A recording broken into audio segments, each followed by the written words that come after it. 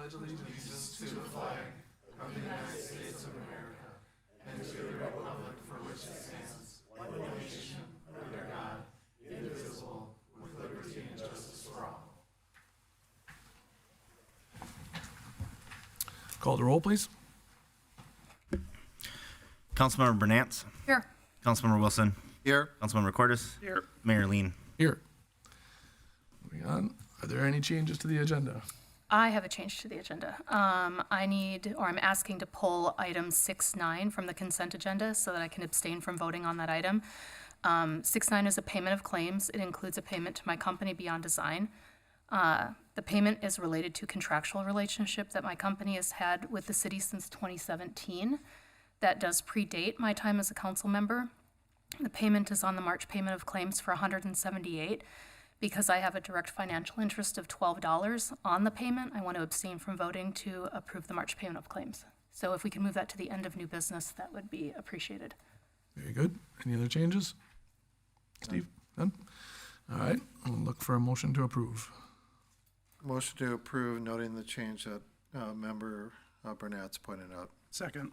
Motion by Steve, second by Jake. All in favor say aye. Aye. We have an agenda. Moving on to 5.1, we have a legislative update from Representative Drew Roach.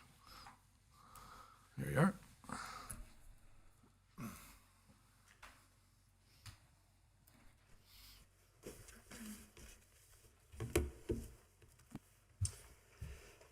Oh, it looks like this one's green. All right. Good evening.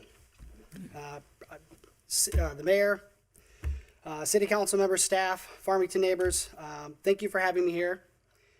As your state representative for District 50AB, I'm committed to delivering results that strengthen our community right here in Farmington and across District 50AB. Farmington is growing fast, and our families, businesses, and local government deserve a partner in St. Paul who listens, acts with transparency, and fights for practical solutions. Last session, I was proud to deliver 2 significant legislative wins for our district.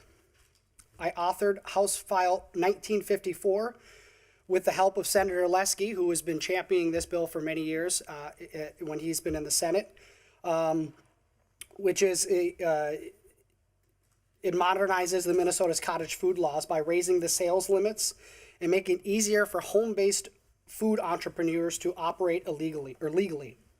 This bill passed and will go into effect in August of 2027. It directly supports small businesses and local food producers right here in Farmington. Whether it's someone selling homemade goods at our farmers market, downtown events, or online, helping families turn their passion for cooking into real economic opportunity was a big step forward for this industry. I also co-authored House File 1392, which established a consumer protection restitution account. This new law ensures that funds recovered in consumer protection cases are directed back to help victims receive restitution. It strengthens the protections for hardworking Farmington families against fraud and scams and is now in effect. The 2020 legislative session is well underway. We're tackling rising costs for families and the real-world impacts of growth on cities like ours. Below are the key topics and legislative priorities I'm advancing that directly affect and benefit Farmington. These are tailored to our city's needs: revitalizing downtown, strengthening local decision-making, fighting waste, fraud, and abuse in state government, and community priorities. First off, the downtown revitalization and economic stimulus. This is House File 4036, the Social District Bill. Downtown Farmington businesses have asked for years, how do we make downtown a destination again? I've met with many of the business owners in downtown area who have helped with the downtown and have helped with the downtown social events that they have worked really hard last year on organizing and promoting. My sponsored legislation, House File 4036, gives the Farmington City Council the authority to vote on and create a social district in the downtown area. What it does: during city-approved events and festivals, people could carry alcoholic beverages within a designated pedestrian-friendly zone. Benefits for Farmington: It boosts pedestrian traffic, supports local restaurants and businesses, and creates more reasons for families and visitors to stay and spend their money here instead of driving elsewhere. It's a high-impact tool for economic vitality and community events, exactly what our downtown businesses are asking for. The status of that is moving forward, and I'm optimistic it will pass and give Farmington the flexibility it needs. This directly aligns with your goals of a vibrant, walkable downtown and diversifying our local tax base. 2, strengthening local control and property rights. 2 bills I have recently introduced put real power back into the hands of Farmington, our neighboring townships and individual property owners. 1, House File 4669, allows municipalities to opt out of unfunded mandates. This legislation allows cities, counties, and local governments to decline compliance with state mandates that come without full state funding. Benefits for Farmington: it stops the state from shifting its cost and shifting expensive new requirements onto city taxpayers. Farmington gains flexibility to focus budget dollars on local priorities like roads, parks, public safety, water infrastructure, and services, without being forced to raise property taxes to cover unfunded state obligations. House File 4765, protecting property owners' rights to fight annexation. This bill strengthens protections for individual landowners by limiting orderly annexation agreements to 10 years, clarifying the supremacy of those agreements and narrowing the grounds for annexation by ordinance.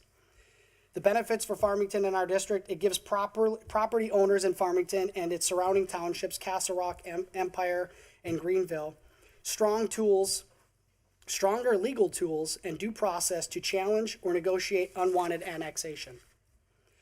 This protects private property owners, preserves rural character where desired, and ensures growth happens fairly and voluntarily without heavy-handed forced expansion that could impact taxes, land use, or community identity.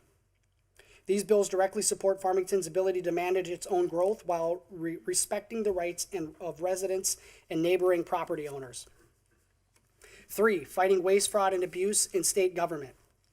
Waste, fraud, and abuse are rampant in the state government, and I am taking decisive action to combat them.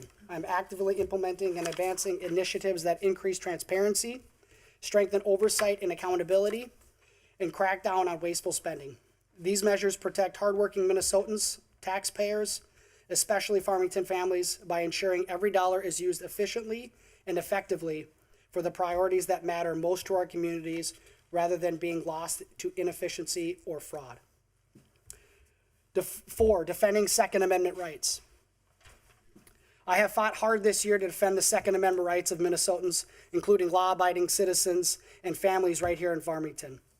Despite numerous attempts in the legislature to strip away these fundamental constitutional rights from responsible gun owners, I have stood strong in opposition, voting against restrictive bills and advocating to protect our freedoms, whether for self-defense, hunting, sport shooting, or simply safeguarding the God-given right to keep and bear arms.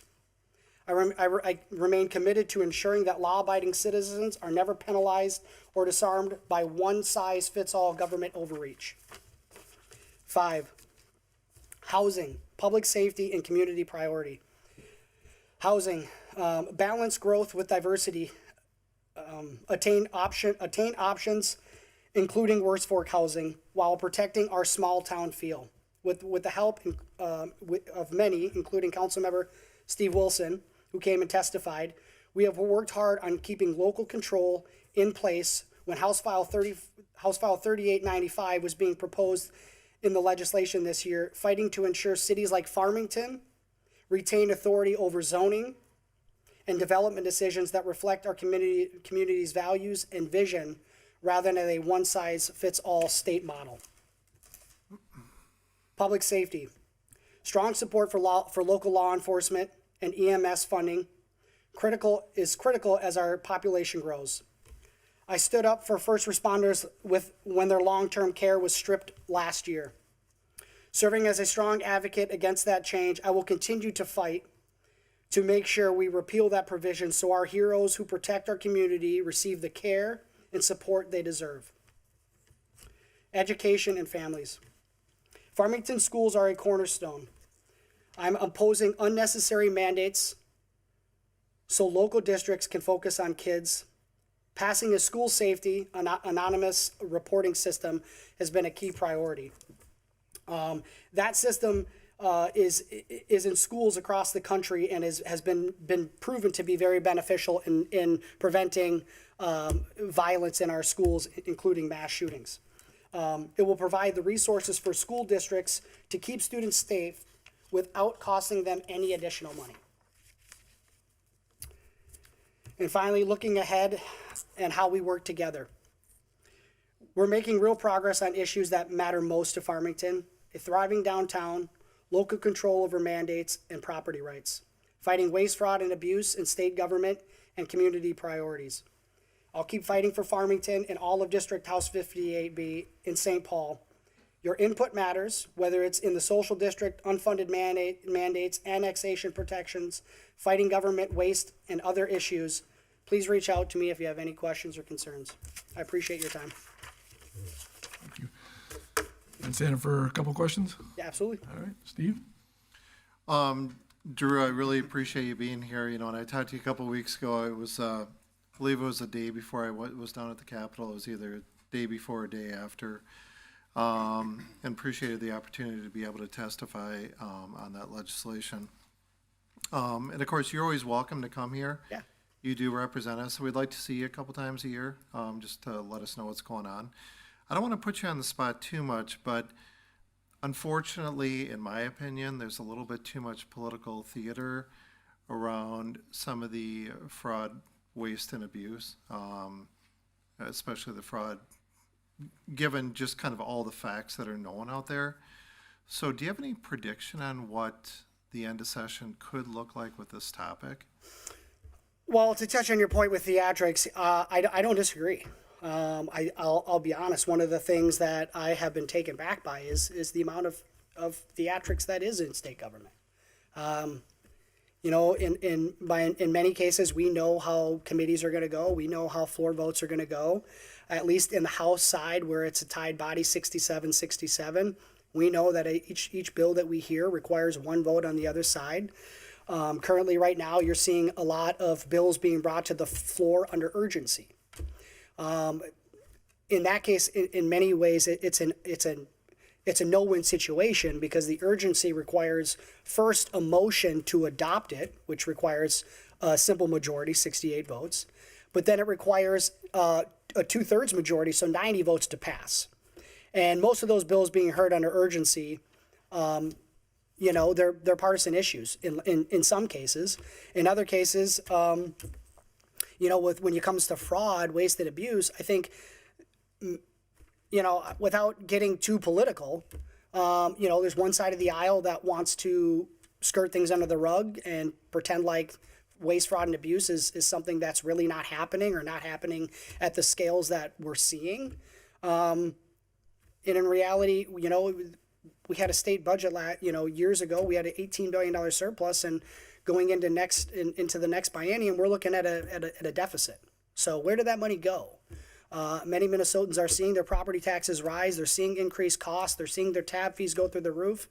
And these are all issues that could have and should have been fixed when we had an $18 billion surplus. So how is that going to shake out? If I'm being honest, probably more political theater. I am hoping that we can get an OIG bill across the finish line. I'm not going to sit here and say that that's the perfect answer. You know, that's creating another government agency. Is another government agency that oversees the rest of the government the right answer? I can't say that it is. You know, more government doesn't, you know, we shouldn't need that.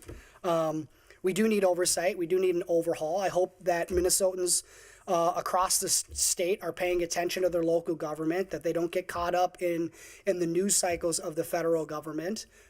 We have a lot of things going on in our home here, and we've got to pay attention to. And if the majority of the voters that don't come out in midterm elections don't show up this year, you know, it's going to be more issues, and our costs are only going to go up, and our taxes are only going to rise. So I hope Minnesotans and Farmington residents, House District 58B in general, are really paying attention to what's going on at the state level and kind of drown out the noise at the federal level, and don't let those federal issues dictate what happens at our state level, because we really need to make sure that we turn the corner on some of these things for sure.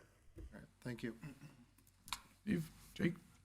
Representative Roach, thank you for coming tonight. It's good to see you and good to hear your legislative update. I did just have one question along the lines of working together, like you had mentioned. About a month ago, we had a strategic planning meeting, and we were talking about different funding sources for some of the big projects coming up down the pike for the city of Farmington, including, you know, the police department expansion, among others. If we, and I understand this year we're behind the 8 ball when it comes to bonding, but if that's something we want to pursue going forward, is that something we can work with you with, or is that, excuse me, somebody in your office that we could contact? How would we pursue that? Yeah, I'm always open to helping out where I can. I know Chief Seam and I, we have talks, and I've been able to help with letters for the police department and getting the funding that they need. So if there's a specific need, one of the things, and I didn't touch on it in here, is there's a bonding bill for the city of Denison for a water project. I authored that, and I have a hearing on that on Tuesday. You know, to be honest with you, I'm not a huge fan of bonding. I'm just being honest. When it comes to water and making sure that the citizens have clean water, will support that always. I'm always open to conversations, and we'll, you know, sit down and talk about those moving forward. So I'm open to those conversations on whatever bonding project the city has in store in the future. Thank you, sir. Yep. Thank you, Jake. Holly? Yeah, Representative Roach, thank you for coming and sharing, and also thank you for your service. One of the questions that I have actually has a little bit to do with the, since others have been talked about, the Downtown Social District Bill. It was one that I was surprised to hear about outside of Farmington, because we didn't have a chance to connect on it, at least personally or professionally before that. So I'm curious to know, both in your conversations with business owners and also just in your own thoughts, what is the vision for this and the role that it serves that we don't already have in this area, just from a generalization standpoint? Yeah, well, you know, I've talked to many residents in downtown, business owners in downtown Farmington. They last year started the downtown social. And it was a, you know, kind of a grassroots effort within those business owners to help drive business into downtown Farmington, because, you know, many people live outside of the downtown area, and we know that they travel to Lakeville and Rosemont and Apple Valley, and it's easier to go northbound than it is to come back into downtown Farmington. And so this just provides an opportunity for the council to draw up a map if they you know, if it passes and they see the need to help drive some business into downtown Farmington that otherwise we're not getting. From my understanding with the social district right now, unless it's, you know, permitted within certain days, it doesn't allow for some of these restrictions that would the social district would allow. So it's just opening up that and giving the council the opportunity to do that if they see fit. Any other questions? No, I'm good. Okay. They asked most of the other ones. I guess maybe I'll be daring and ask to downscope the elephant in the room a little bit. But on the topic of data centers, could you weigh in at all on any conversations that you've had about, you know, in the area of Public Utility Commission as far as power and protecting residents from increasing power bills from data centers, or if you want to flip to, you know, water usage and the fact that, you know, there's been one resident that raised up, you know, you have 5 or 6 active projects going through a permitting process right now, and they're all basing their information on the fact that they're not turned on right now. And you turn on 6 at once, what happens, you know, then? Any conversations that you've had in those two arenas that you'd want to weigh in on? You know, a lot of those conversations, they happen, but not to the level that I'd like. To be honest, a lot of the data center debate is being controlled by special interests right now. And they've killed a lot of the initiatives to put things in place that would, otherwise slow down the building of data centers. I do hear many concerns about the water usage and the increased, cost of electricity, more so when it comes to the 2040 carbon-free initiative plan that we have coming down the pipeline. That is a mandate at the state level it's going to force us to continue to invest in our infrastructure. And we've seen in other communities where the solar and wind isn't a long-term sustainable input to the grid to meet the output requirements that the aggregate amount of data centers could put on our meso grid. So it's something that is definitely I do have concerns about it, specifically with the nuclear moratorium. One of the things I think that legislators and communities need to be realistic about is if the data centers at the aggregate level go forward, we have to start talking about how we're going to run those and the power sources that's going to be needed.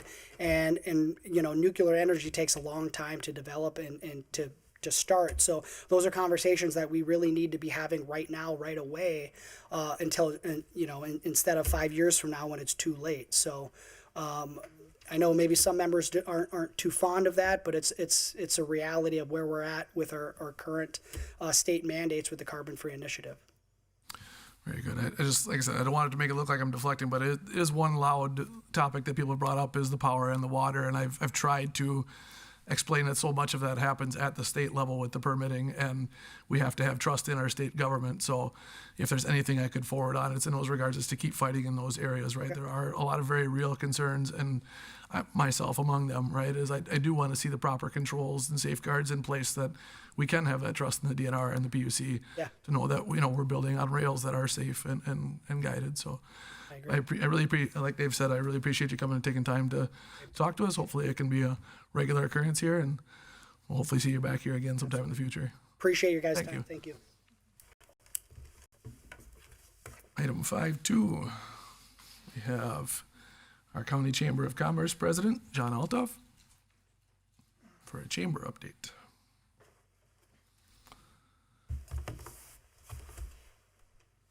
Good evening, Mayor, council members, and staff. And thank you for the opportunity for me to be here.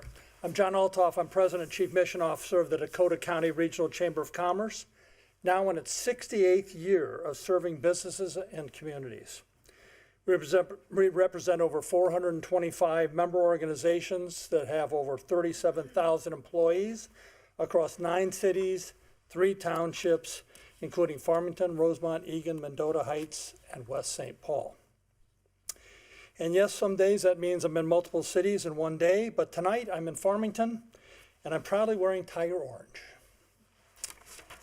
The DCR Chamber was formed by bringing together individual city chambers over time.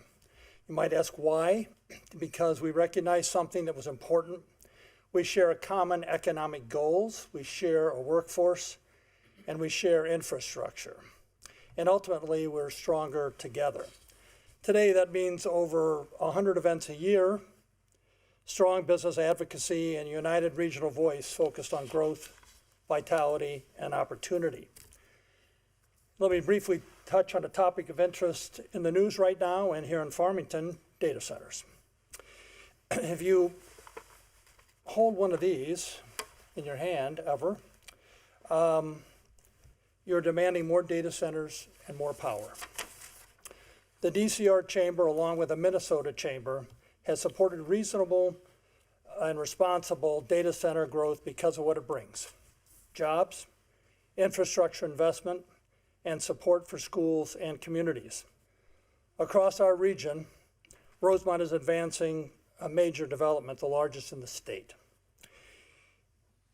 Eagan continues to evaluate a moratorium, but we'll introduce at least 3 to 4 data centers in the next couple of years that will be built or are operational today.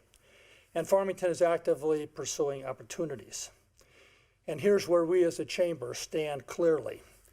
We support growth, and we support local decision-making. Each city has the right and indeed the responsibility to make decisions based on its residents, its infrastructure, and its future, all within the framework of laws. To be clear, the DCR is not a universal and unilateral policy driver. We're a mirror.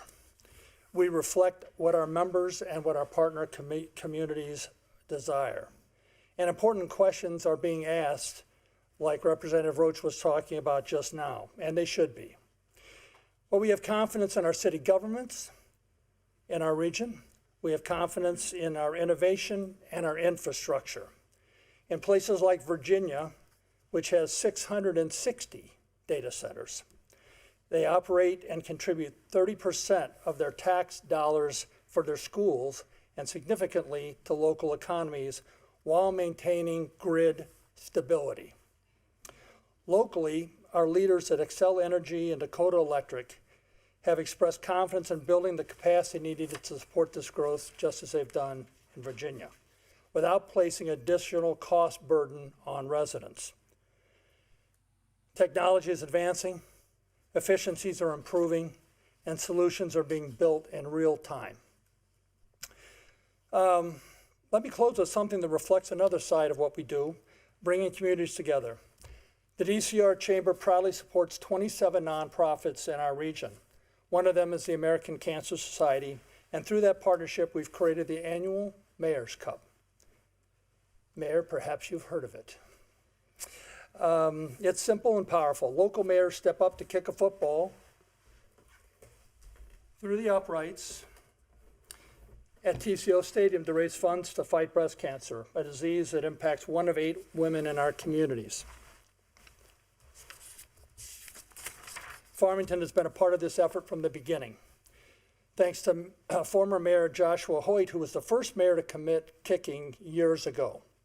And alongside him, mayors from Eagan, Rosemont, and West St. Paul joined and raised over $5,000 to fight breast cancer in just 30 minutes of kicking at TCO Stadium. That's the power of leadership. That's the power of community. So tonight, Mayor, I'll close with a challenge. I'm delivering the trophy for the most money raised and the most kicks made to the city of I wish it was Farmington sometimes, but I'm delivering to the city of Rosemont for the 3rd year in a row. And it's my hope that you will participate on October 3rd at TCO Stadium to kick 25 field goals in 30 minutes or less, and just maybe bring these trophies home to Farmington, perhaps. Will you do it? You know, I spent the last 2 months trying to build up a reputation, and you're going to throw it away in a week, but I'll happily accept that, yeah. I will leave it. Very good, thank you. There you go. All right, we'll leave it right there, sure. Thank you, John. Thank you for your time this evening. Yeah, would you want to stand for a couple questions, or? I'm here. All right, we'll start I'm with here for Holly. you. Thank you for being here, John. I appreciate the time that you seem to always have for our community. There isn't a ribbon cutting, I don't think, that I haven't seen you at. There isn't an event that we are hosting that you're not here for. And frankly, I sometimes wonder how you make the time to be able to get from point A to point B. It's like you spawn in and out without drive time. I appreciate that, that you're also coming forward in a space where it's hard to share support of something that has real impact for residents, but also has real opportunities for the community of Farmington and other communities that are around here. In the circles that you find yourselves in, I know one of the things that often comes up is from our residents that are voicing opposition is that Farmington as a whole, as a community, as elected officials, have become perhaps the butt of jokes or a laughingstock or something like that. Is there a concern that you're hearing in your circles for what's happening right now. Are there other municipalities that are struggling with similar things? Are we seeing support in general across the region, or is it still kind of a wishy-washy, iffy area? It's a very highly emotional issue, not only here in Farmington, but in other communities in our region. Dakota County will have more data centers than any other county in the state within the next 2 years, because I think certain communities see that kind of growth and that kind of opportunity. It's not without a lot of deep thought, conversations, and debate. There's a lot of information that's coming forth every day. As an example, Egan recently passed a 1-year moratorium on data centers, as I think everyone's aware. They already have a data center operational, and they will have, I believe it's 3 data centers that will be operational, even with that moratorium underway in the next year or so. But they brought up that moratorium because of citizens' concerns. And we support the city to make any decision. That's their decision. Farmington's made their decision. The city of Farmington, the city of Rosemont's made their decision. We stand by cities to make the decisions to do the best for their cities. We do think that in another year, when the moratorium's over, the Egan will also see the benefits of data centers that both Farmington and Rosemont have seen. Time will tell. Any more? No. Okay, Jake? John, I just also want to thank you for being here tonight. Like Holly said, you seem to be everywhere. So thank you for taking time out of your calendar to join us tonight. I just appreciate the ongoing partnership between the city of Farmington and the Dakota County Chamber. My pleasure. Excellent. Steve?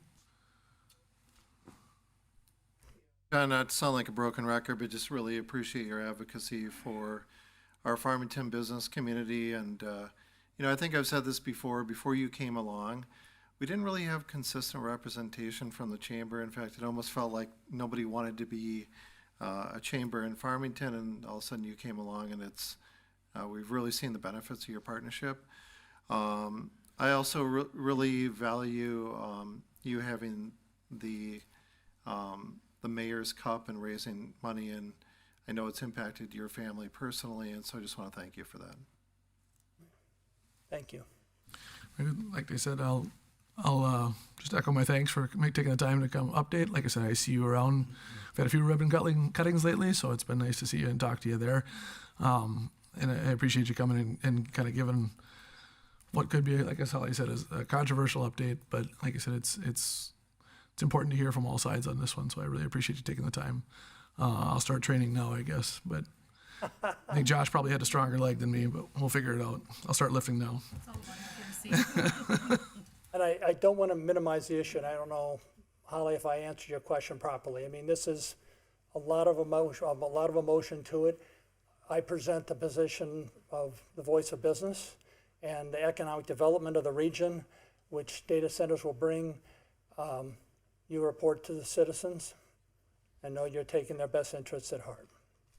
Thank you. All right, moving on. Item 5.3. Thank you, John. Sorry. I believe we have Chief Seam coming up for the recognition of Detective Shawn Scoville's retirement.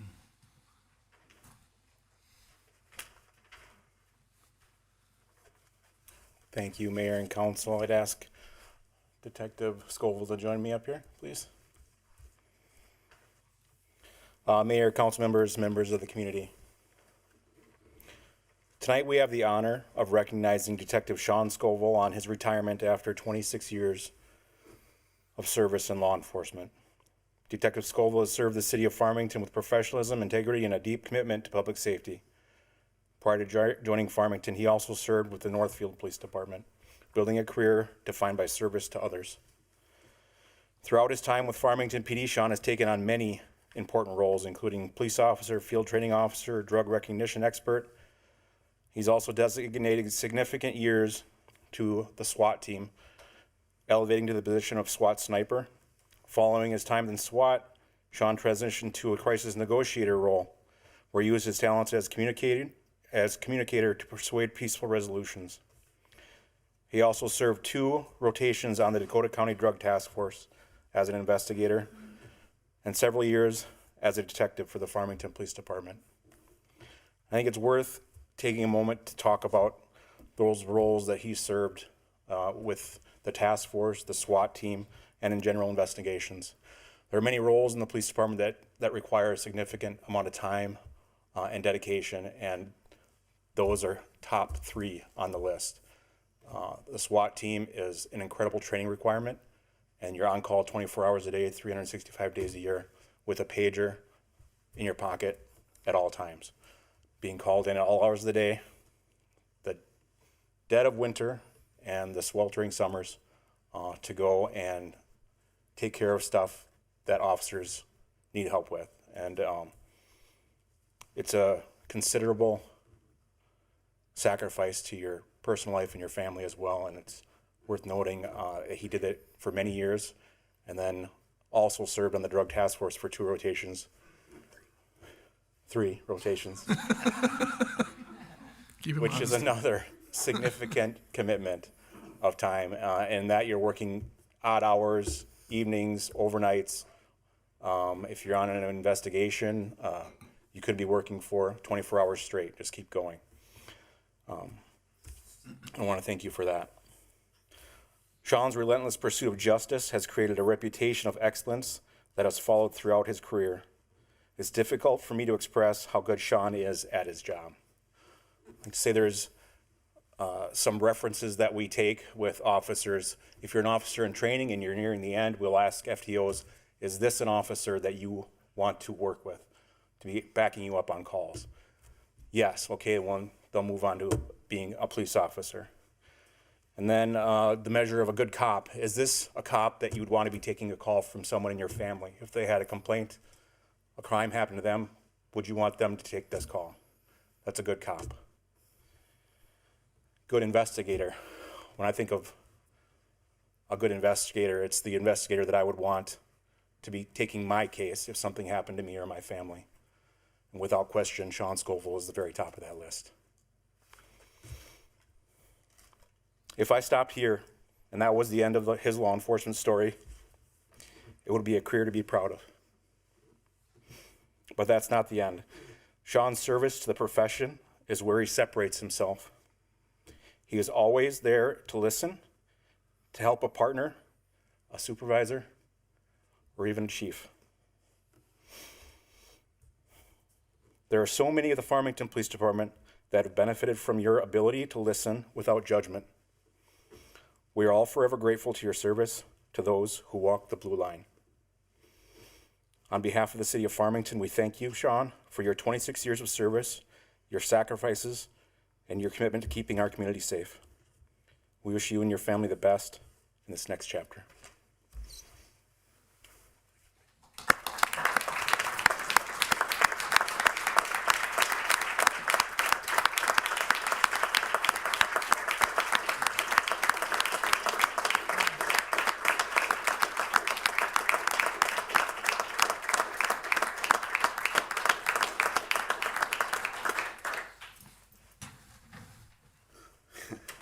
I don't want to talk.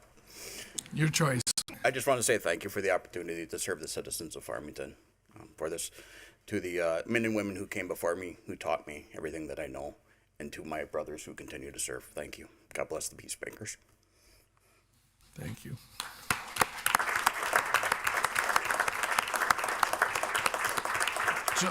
Shawn, you want to stay up here for 1 second? Shawn, you want to stay up here for 1 second? Well, you gotta suffer through all of us. Sorry, we gotta say our laurels to you here. Holly, why don't you go ahead? Best and worst thing about retiring is that you get to stand through that, and then also you have to stand through that, right?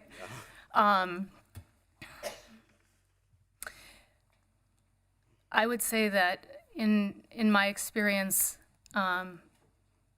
good leaders come from good leaders, and good leaders make good leaders, right? And so for you to be in the sandwich of both, to recognize the people that came before you and also to be the person that is recognized by those that are coming up, is a very sweet position to be in. from me as a resident's perspective, when there is someone who has accomplished this much in their career and who has quietly served our community for as long as you have, that's the standpoint that I take as, you know, the best among the best, right? Those that have done the work and have done it consistently and religiously. There's no fanfare. There's not a lot of excitement. The name doesn't hit here and there, and that means that you're doing all of the right things at all of the right times, supporting all of the right people. And very, very grateful. Very, very grateful. If you do nothing else, you sit down and you relax and you look back at this and say, I did really, really, really good things for a really long time. And our community is exponentially better because you've served in it. So thank you. Thank you. Thank you. Jake? Sean, I just also want to say thank you for everything you've done for the city of Farmington, and like Chief said tonight, everything you've done for your brothers and sisters in blue. There's a lot of institutional memory, it sounds like, walking out the door as you go into retirement, and that's now on the chief and everyone else to fill those gaps. But thank you for everything that you've done, and I wish you the best of what's next. Thank you. Steve? Sean, I obviously also want to thank you for your... You're muted. Sean, I just want to also thank you for your service to our community. You know, I was looking earlier to kind of get a sense of what 26 years is compared to maybe the average police officer out there. And, you know, of course, and I'm sure you know this, they have a lot of cops. It's a 5 or 10 year career. They get burnt out. They see a lot of stuff. They go through a lot of stuff. But I think for those that serve, the average is about 20 to 25, and you've eclipsed that by a year. And I didn't realize all the amazing things that you've contributed to within our department until Nate read them all off.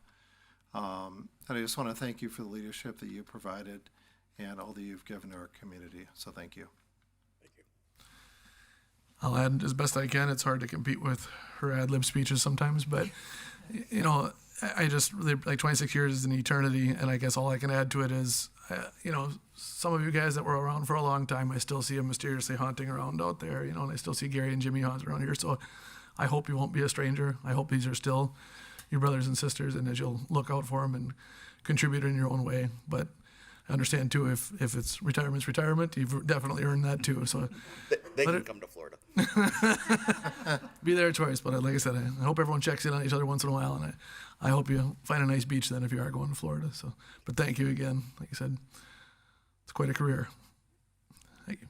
Now you can head off. Thank you, Mayor and Council. Thank you. Item 5.4, we have an Arbor Day proclamation.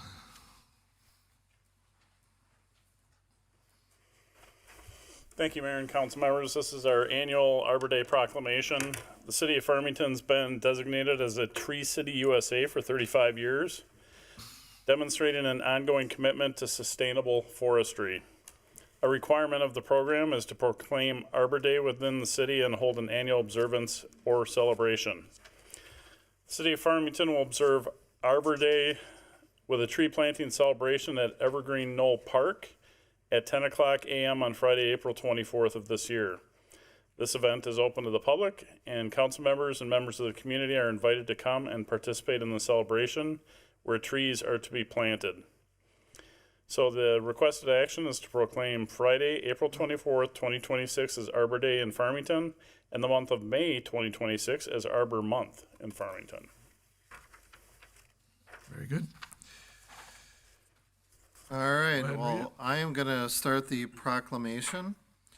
Whereas the health and longevity of Minnesota's trees and forests are being affected by increased pressure from pests and diseases, changing temperature and precipitation, and other weather events due to climate change, and whereas Arbor Day provides people in Minnesota with the opportunity to celebrate the importance of trees and forests to our economy, culture, history, and future of the state, and whereas Minnesota's forests are at risk from invasive species such as emerald ash borer that can impact carbon storage, habitat, and air and water quality, and Whereas trees are of great value as they provide clean air and water, shade and energy savings, wildlife habitat, recreational opportunities, wood products, and jobs while capturing and storing carbon from the atmosphere, thereby offsetting greenhouse gas emissions, and whereas trees that are resilient to pests, diseases, and the impacts of climate change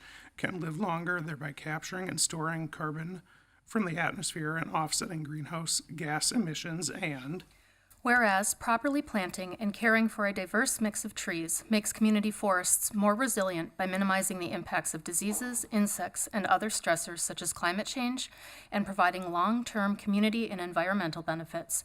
And whereas a healthy, resilient tree canopy decreases summertime temperatures in neighborhoods, enhances property values, improves air quality, and reduces stormwater runoff. And whereas thoughtfully choosing, planting, and caring for a diverse mix of trees now supports resilient communities into the future.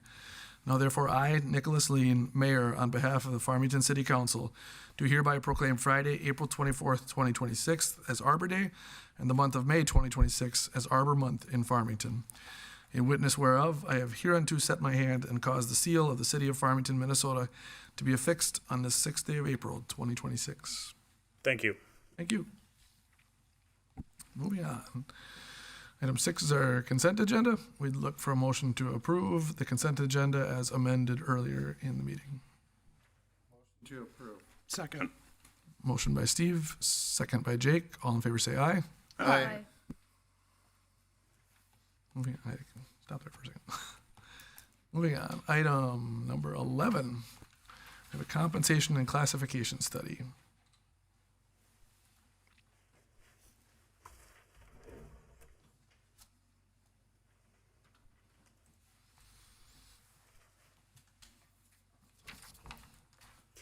Good evening, Mayor and Council members. I want to begin by thanking you for the opportunity to present this evening. Tonight, I plan to share the City of Farmington's recent pay equity results, outline what this means for the city, and present staff's recommended approach to address these findings.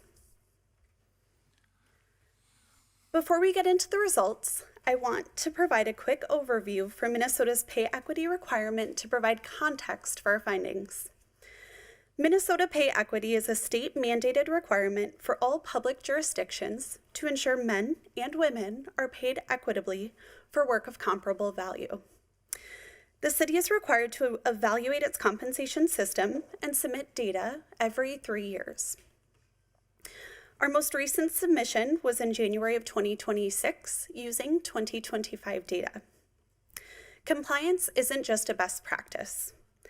It is a legal obligation tied to how the state determines whether a pay structure is fair, consistent, and defensible. Pay equity compliance protects the city from liability, helps ensure an equitable and competitive work environment, and maintains public trust in our pay process. The City of Farmington did not meet the state's pay equity standards in our most recent submission. Under Minnesota law, failing the pay equity report carries significant consequences.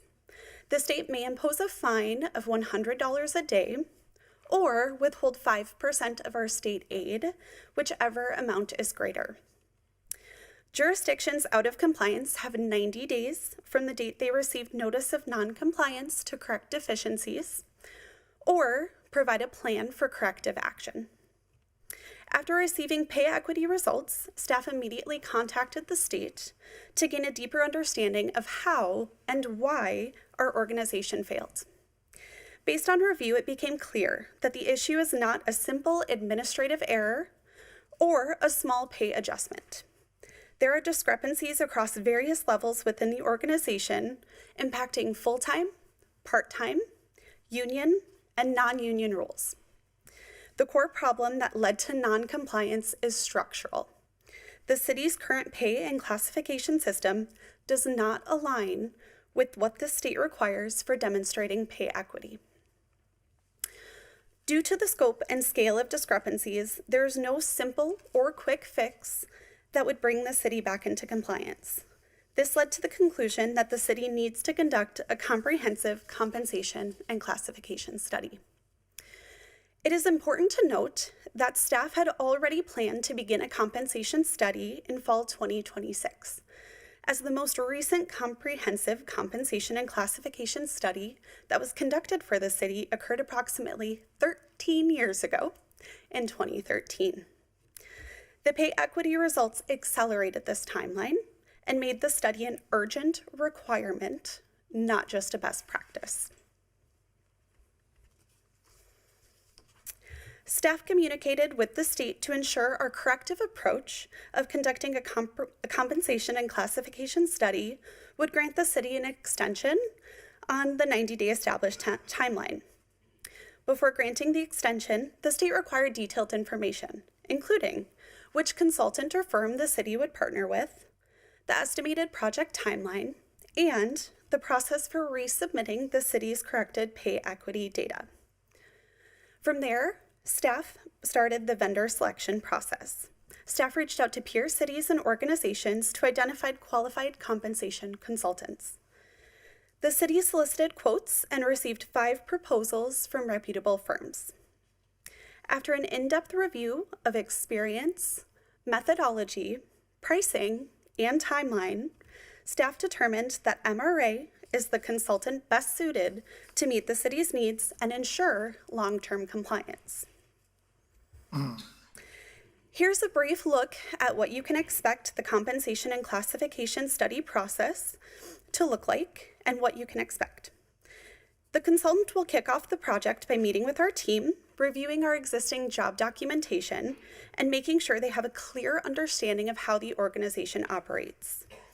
Employees and supervisors will be introduced to the project and provided with the job analysis questionnaire, which is one of the tools used to capture what each position does.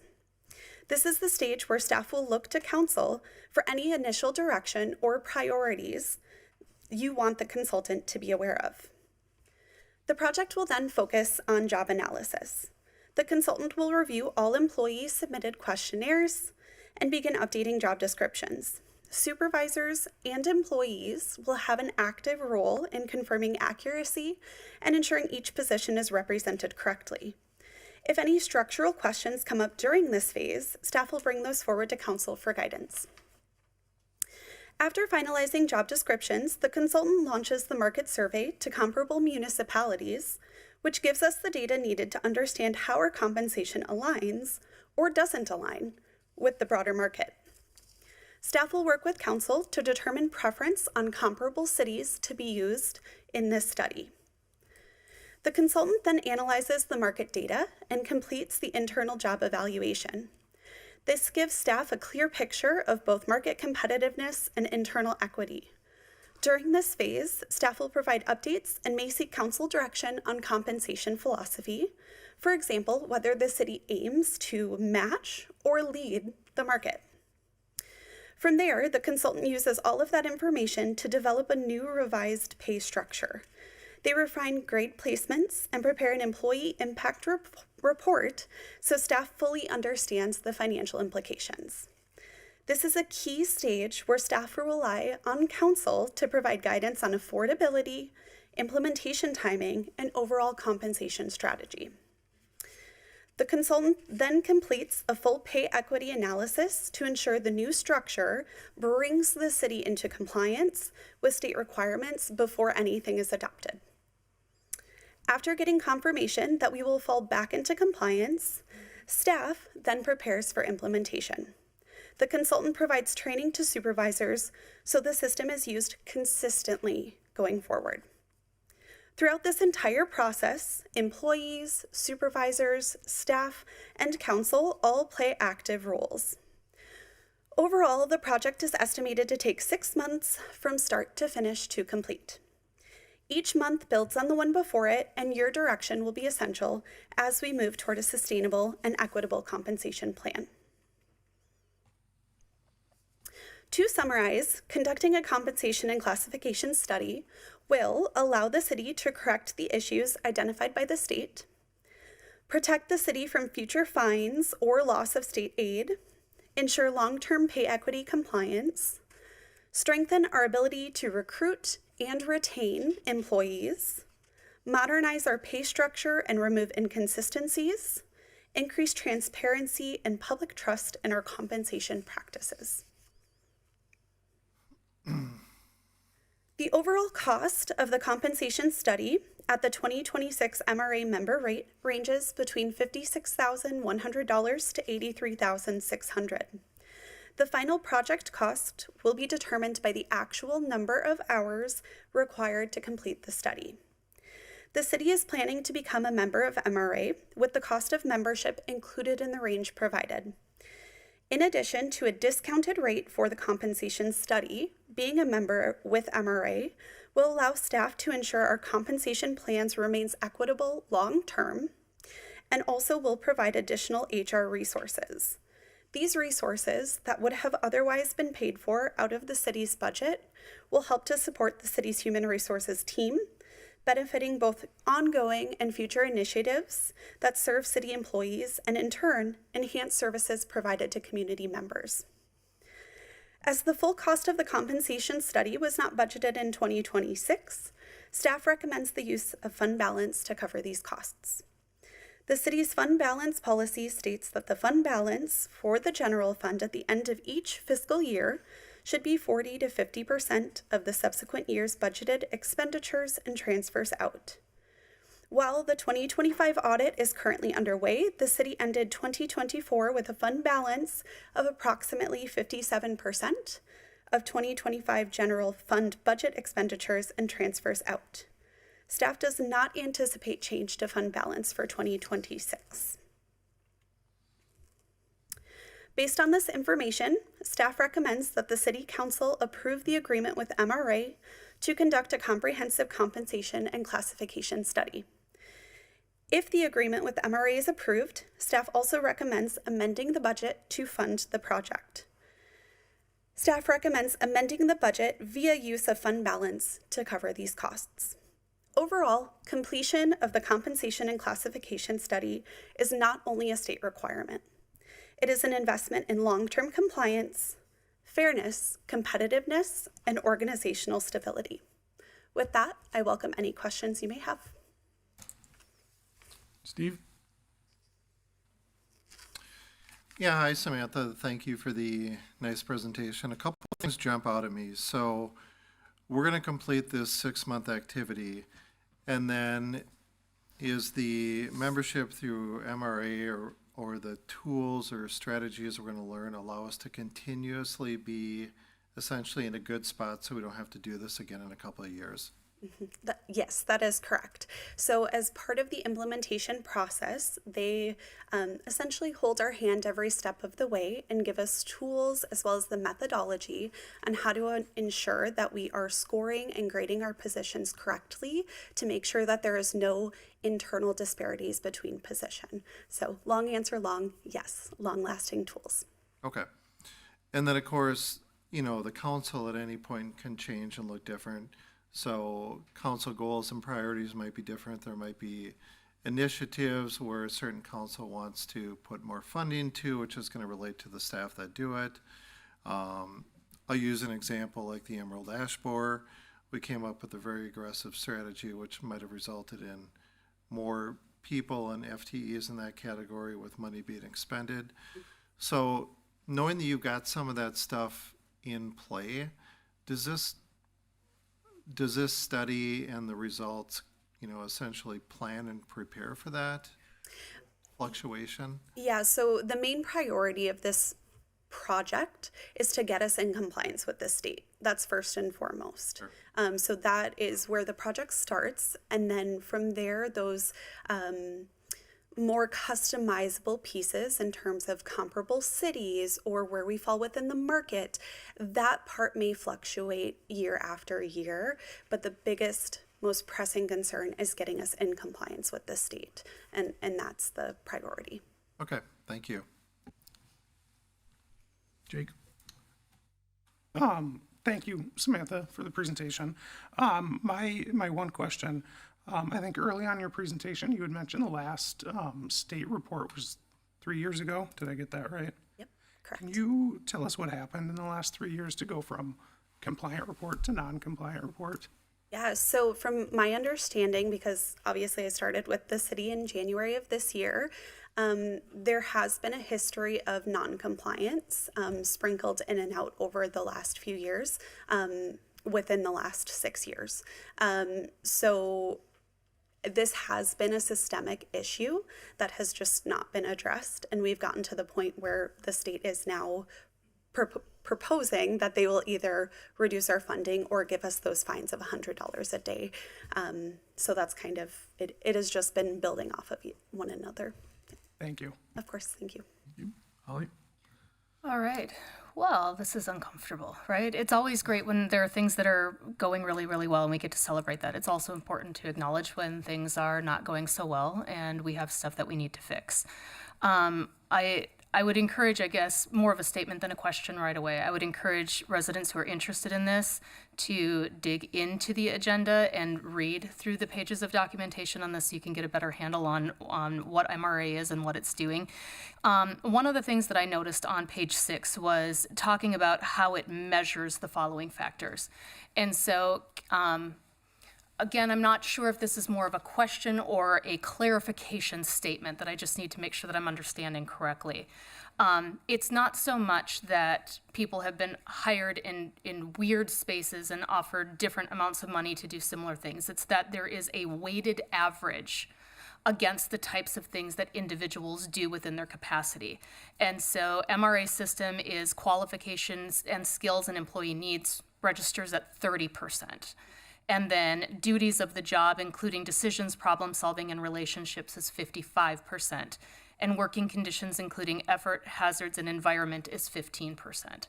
And so, unless if I'm understanding this incorrectly, we've largely been determining that independent of any outside agency. And so it would be interesting or easy to overlook the mental or physical load from one department as compared to another department when we're looking at equal levels of management or experience within those departments. And what we're trying to do now is obviously come into compliance, because that's necessary, but go back and rebalance what has been, at least over the last 6 years, floating in and out of balance and then stay there.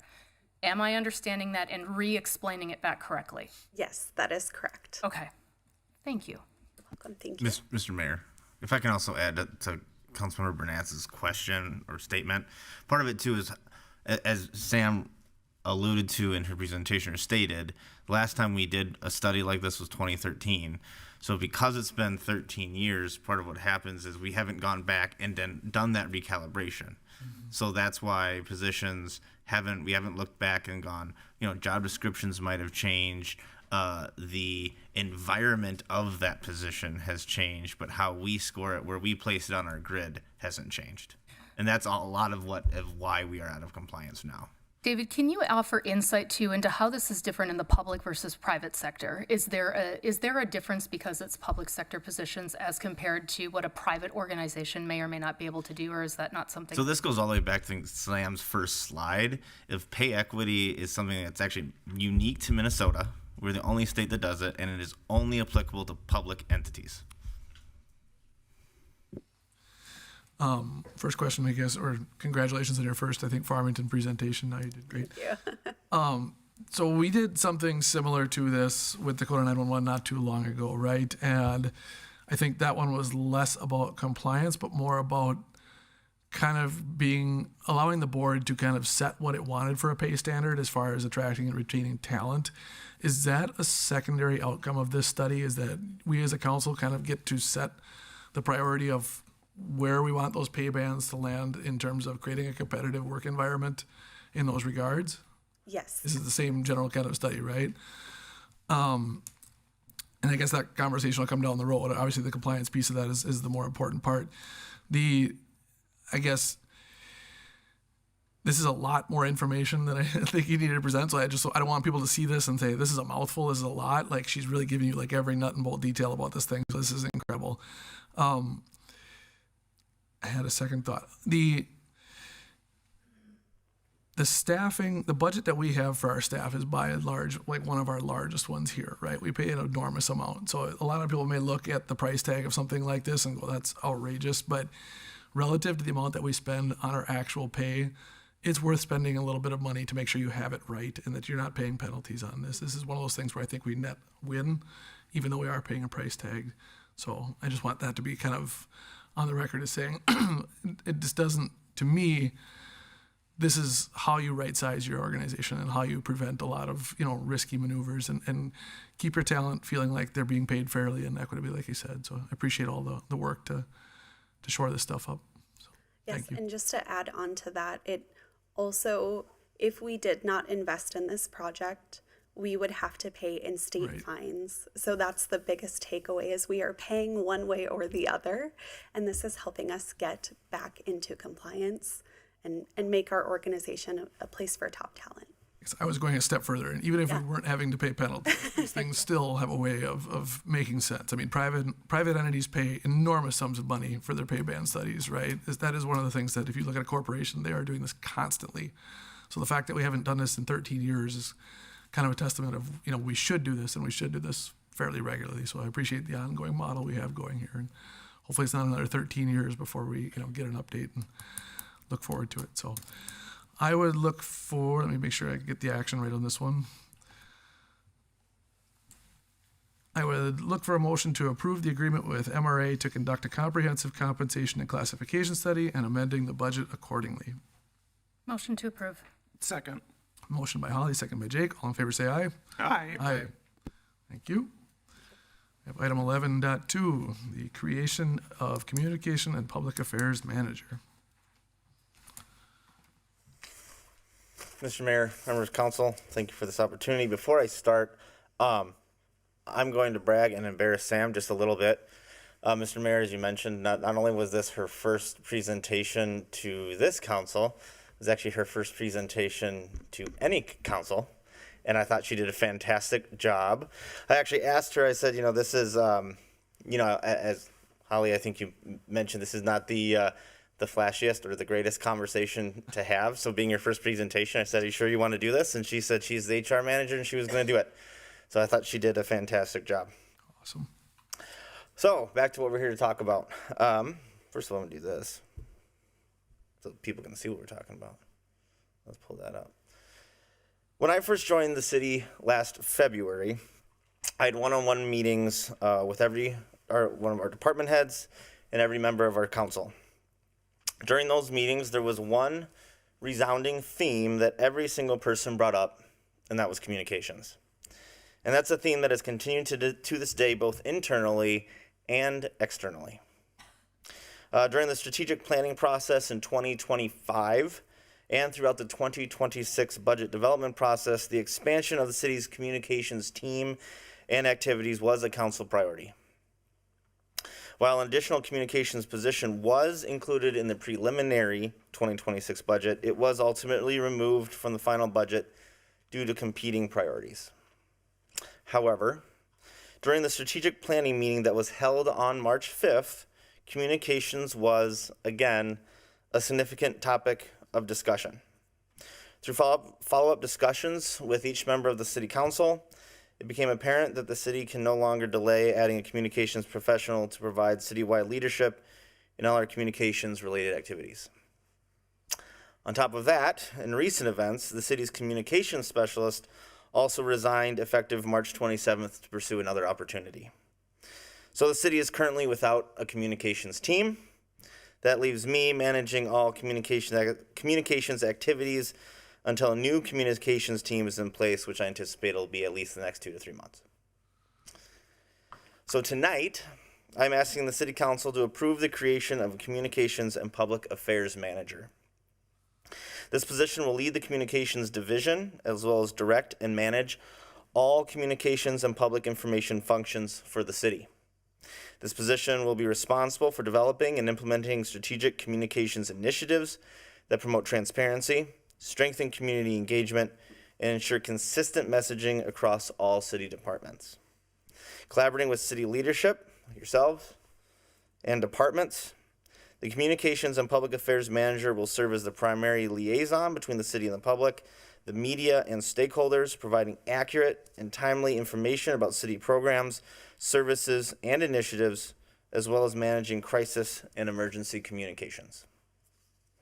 If approved, some of the initial duties that will be assigned to this position include the development and implementation of a citywide strategic communications plan, which is a process actually already underway. Conduct an in-depth evaluation on all aspects of the city's communications and make structural and strategic adjustments. Collaborate with departments to develop and implement project communication plans to better inform and keep the public up to date on city projects. Partner with myself to develop a citywide Citizens Academy to be held in 2027. And collaborate with the city clerk to produce educational content and information on the 2026 state and general elections. Due to the resignation of the communications specialist and the period of time that we will be without a communications team, we anticipate that there will be enough budgeted funds in the communications division to both add the communications and public affairs manager position and potentially hire a new communications specialist in the fall. With that, I request that the City Council approve the creation of a Communications and Public Affairs Manager, approving the job description included in the packet, and authorizing staff to conduct the recruitment process. With that, I'll take any questions you may have. Very good. Well, with Holly first. Thank you. Pleasure. So when we reflect on the pillars that we have as council members, our accessibility to residents and our communication with residents is among the top of the pillars. Not that any of them is weighted differently, but you've got 4 legs. If you take away one, you get wobbly, right? What's different about what I see happening now is compared to even when I started in this position 4 years ago, and prior to that is initially it was more about the idea of making ourselves visible and accessible. And I think that as individuals, we are visible and accessible. You will see us out and around in the community, and the mayor's obviously started with office hours, and any one of us is largely available for anything. What I want to know from a resident's perspective is, when we're looking at this, I can see what the value of this is in from a communication standpoint. What is it that our residents can expect when these positions fill that make this a valuable decision for us to make? Knowing that we had someone in this position, but not at this level of the position, are they going to see a tangible change? Is it more information? Is it different avenues of information? Is it all of the above? Like, can you explain that a little bit better? Yeah, absolutely. So with as we looked at this, we've talked about communications. What is it we're looking to strive for, and then add in the resignation of our previous communications specialist. Our intention is actually by first hiring this position and also working on creating this strategic communications plan that will ultimately come before you, and we'll be start talking with you, I think, in the next couple of months as we put some more meat to those bones, is we're actually looking to pretty much completely overhaul our communications division, and then from there looking at all of our avenues of communication. So what can the residents expect? I think a lot different. One of the things that we've already started to try to do with our communications is, one, be a lot more intentional, a lot more educational, not just informative. We don't want to just tell people, here's some information, but what is it? It's want to be information that actually affects them, information that can help them better either interact with the city or know what's going on in the community, not just, hey, there's this thing or there's that thing. So that's our main goal. Again, one thing we've been hearing is we want the city to better inform of what's going on, and that's the ultimate goal, is to look at how our communications getting to members of the public, how are they being received, are the avenues we are currently even using for communications being effective. So that's going to be some of the first jobs of the communications and public affairs manager, if you approve it and that person gets here, is to be evaluating all those aspects, whether it's social media, our website, the currents. Are they actually being effective to what we want to accomplish. And again, part of that will be discussions that we will be having with you as a council as well. Thank you. Jake? I just appreciate Holly's question. That's what I had written down as well, what the takeaways we can see will be. But thank you, David, for presenting this tonight. Thank you for listening to council when we've suggested stronger communication plans. And like you alluded to earlier, the real-time feedback that we even heard earlier today, that we should be doing a better job communicating with residents. So I appreciate taking that feedback, creating this position. I'm excited to see where this goes. Thank you. Steve? David, couple questions here. So kind of from what the average resident might look at is like the day-to-day communication activities like social media. Is this person going to be engaged in the social media piece of it or not so much? So this person will oversee all aspects of it. When we look, after we get this person in place and we look at potentially replacing the communications specialist position, we'll look at, what is exactly are we looking at from kind of a day-to-day. But this person will be involved and oversee all communications, including social media. Okay. I guess the one direction I would give to staff on this one is, and you pointed this out earlier, and I've talked a little bit with Lynn about this too, I do think elevating our communications is something that we've needed to do for a while. But I don't want to just assume we're going to hire a communications, specialist like we've had before. I'd rather have the person come in, find out what's working, what isn't working, have a consultation with, through Lynn and staff to us, and say, you know what, we had this position before, but we think this type of position is better. 100%. So I just want to put it out there that I'm not okay with hiring this and saying, okay, well, in September, we're just going to hire a replacement to fill a vacancy. I think that would be... Full agreement with you. Okay. Just want to make sure we're on the same page. All right. Thank you. Yeah, I mean, this kind of almost feels a little bit overdue. One of the things it came up constantly in the strategic planning is how do we get communication? How do we get that basic education out there? The most kind of 101 stuff that not everyone pays attention to, and that's not always, like I said, a bad thing. It's just those, where's our agendas? How do we get to our agendas? Those kind of things has been a big thing. But then even when we get to the more sensitive topics, in our interviews earlier today, we kind of heard that same theme. It was not so much about what we chose or why we did the things we did. It's why didn't you communicate about the things you did and why you chose that way. And so I think so much of the sensitivity right now is just more in why we're doing, being transparent about why we did the things we did and at the time that they're done. And I think that is just where we were missing the mark on a lot of this. So I really appreciate you taking the initiative to kind of champion trying to correct that issue. Nobody's going to expect us to get it perfect on the try, but we're going to try, right? And we're going to strategize and we're going to come up with a different approach than what we were doing. We've gotten plenty of feedback that says, please do it a little bit better. And we're trying. So thank you. With that, we will look for a motion to approve the Communications and Public Affairs Manager job description and authorize staff to conduct the recruitment process. Motion to approve. Second. Motion by Jake, second by Steve. All in favor say aye. Aye. Work. Thank you. 11-3. Mr. Solinger. Hulkamania. Hello, leadership team, colleagues, and Farmington friends. My name is Josh Solinger, and I am your Liquor Operations Manager. I'm here today because we've reached an impasse at Farmington Liquors. I view my job kind of like as climbing a mountain. I know I'm never going to reach the top, but I love the way up there. I like taking step by step and getting a little bit closer to the peak. But currently, momentum is kind of slowed, and that's for two main reasons. First, our legacy staffing model of being reliant on part-time employees has become increasingly challenging. A main reason being that our business has grown nearly 25% since I started.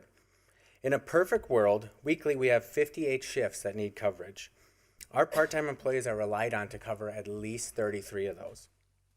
Our part-time teammates have careers, families, and other interests that they need to focus on, and when things get busy, the part-time job is usually the first to go.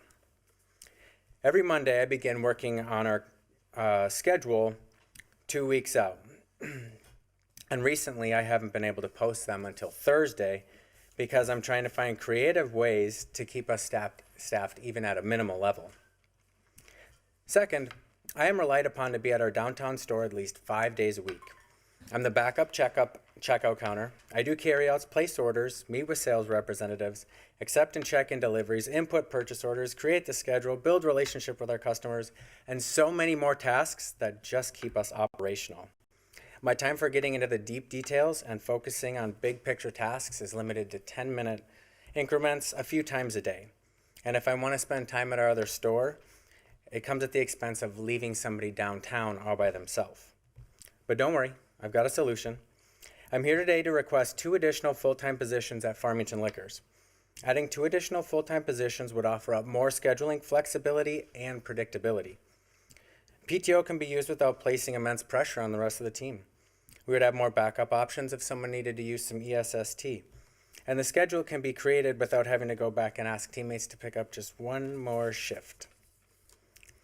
Also, with more predictable scheduling, I can start to hand off some of the tasks that take up large blocks of my time during the work week, enabling me to spend more time at both stores and allow me to focus on some of the projects I've wanted to tackle for quite some time, like a new Farmington Liquors employee policy and manual, going live with e-commerce, full store resets, multiple full store inventory counts throughout the year, and building more impactful rotating sales displays. This does come at a cost, but there will be no burden to our taxpayers.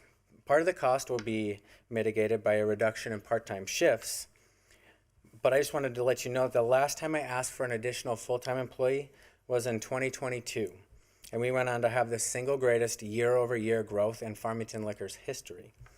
I don't do that to make I don't say that to make an unrealistic promise. I just do it to point out that I know this is what it's going to take for us to evolve and grow for Farmington Liquors in the future. And my request is 2 additional full-time positions, please. Which side did I start from? Let's do Steve this time.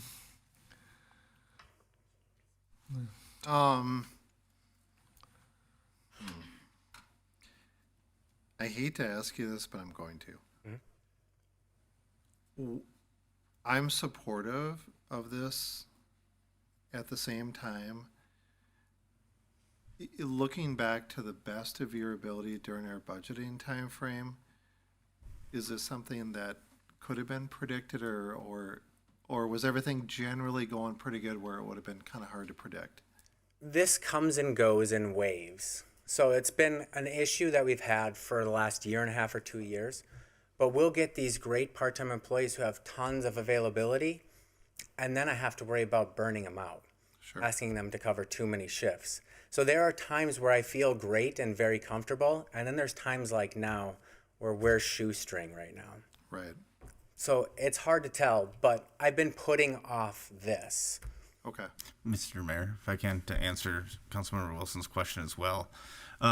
Last year, we were during budget. I think I'd been here for not even like 6 months at that time. We were in a transition period. Still wanting to get to know all the different operations, and I do oversee liquor operations. And so as we got through that, that transition period, had more opportunity to work with Josh, and part of it was pushing Josh on how are things going in liquor operations, and him actually, I think part of it is Josh is kind of our rock star and our biggest cheerleader, and he'll do what has to get done to get it done. So it was a little bit, I think, of also pushing him and really talking through that. And so I think, as Josh pointed out, some of these issues existed previously, but we were just working through them, and not to our advantage. And so after he and I talking about this and working through it, due to some some recent resignations we've had and people going out on leave, it kind of came to that point. And then as we brought it before the council during strategic planning as well, of I think this is a good strategic time to look at this.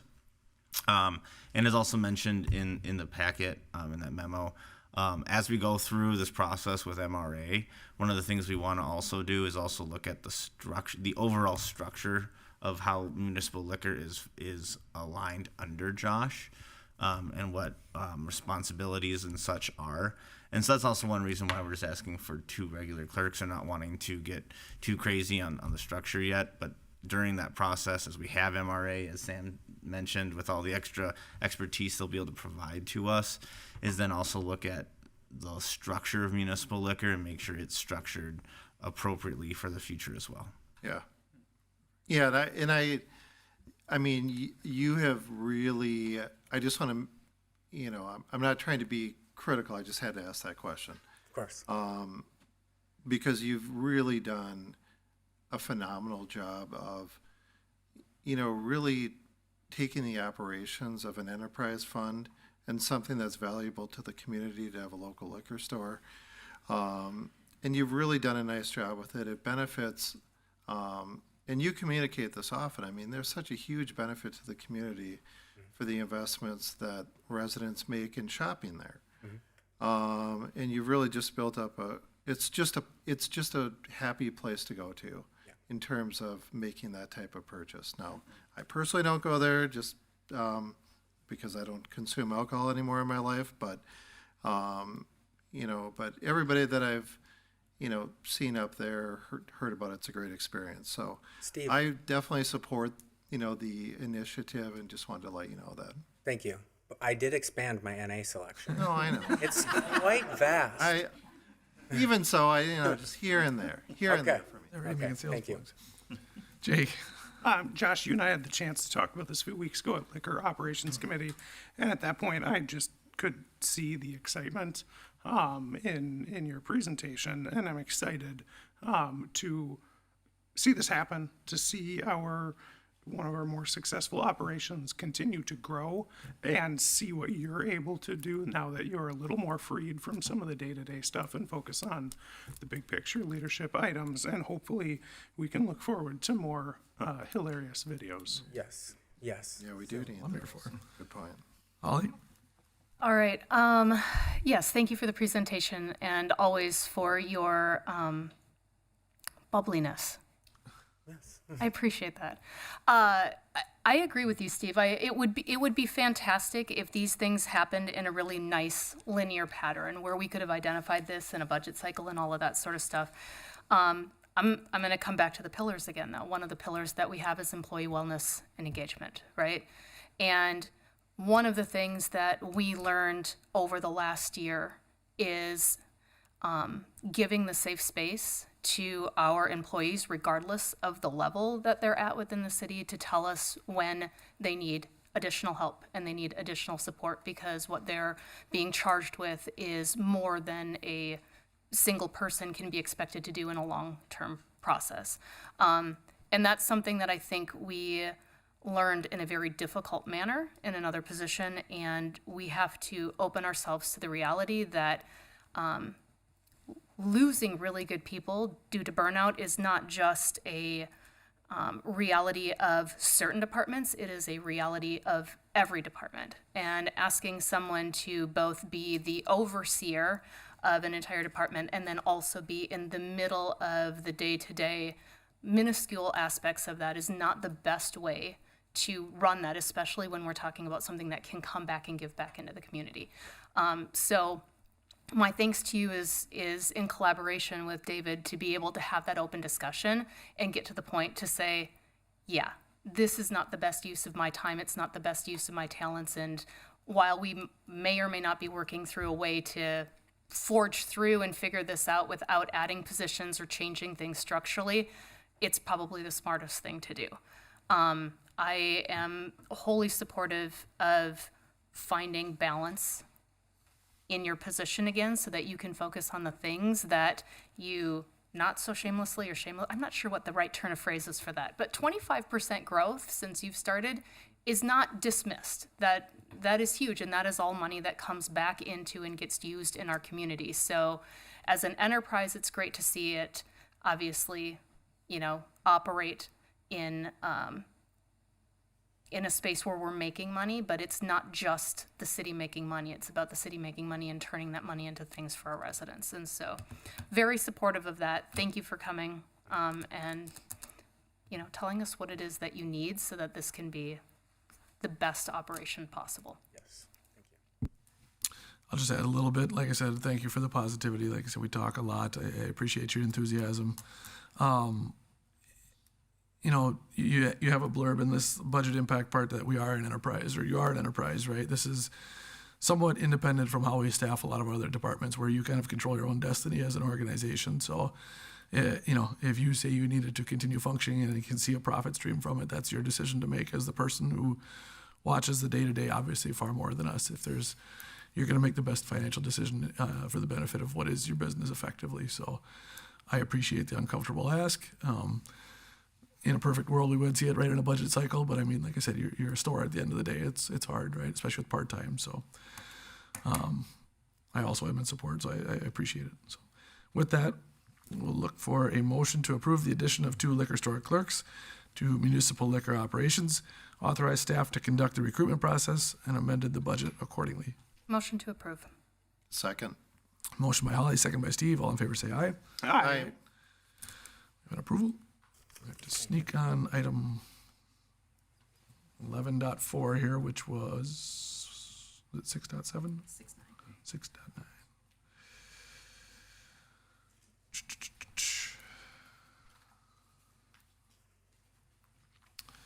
And I would look for a motion to approve the payment of claims as listed in item 6.9 of our consent agenda earlier. Motion to approve. Second. Motion by Jake, second by Steve. All in favor say aye. Aye. Abstaining? All right. All good. Item number 12, citizen comments. Comments are a time for anyone to address the city council on matters not on the agenda. Comments from speakers must be informal in nature and may not exceed 5 minutes. The city council will not engage in discussion or debate in those 5 minutes, but will take the information and issue a response to those requiring one by the next council meeting. When you come up to the podium, state the city or township that you live in. And as part of the protocol, it is unacceptable for any speaker to slander or engage in character assassination or discuss personnel complaints at a public council meeting. As such, speakers will not be allowed to identify city employees either by name or position, or to identify any other person by name during the public comment period. If one does, their comments will be deemed done. Please address your comments to the council as a whole. If decorum cannot be maintained during a speaker's time, the council will recess to allow decorum to be restored. Upon return from recess, citizen comments will resume, provided order can be maintained. If order cannot be restored, the meeting may be adjourned. Is there anyone who would like to speak tonight? Nancy. Yes. I am Beth Abkis Moore, 19840 Chile Avenue in Empire. I would like to talk about the data centers. This is about making sure powerful, demanding, damaging interests are not placed above public welfare. And I've got to say, it must be difficult for you sitting up there, making decisions, knowing that you can't please everyone. At one point, one of you said that we have to go with what some want, but not others. I want to be as non-judgmental as possible. I want to treat you all with dignity and compassion, but I also want to be authentic about what I see in the big picture. You know, how do you feel when the citizens have come up here time and time again? You know, the global elite feel nothing, and some elite are overseeing this data center as it's designed. They want us to fight each other. They usually rise to the top of society because they like power. The elite cannot be trusted. They exhibit the core traits of all psychopaths: superficial charm, grandiosity, and self-importance. They are known for lying, deception, manipulation, and the inability to feel remorse or guilt. These are people pushing us towards data centers everywhere.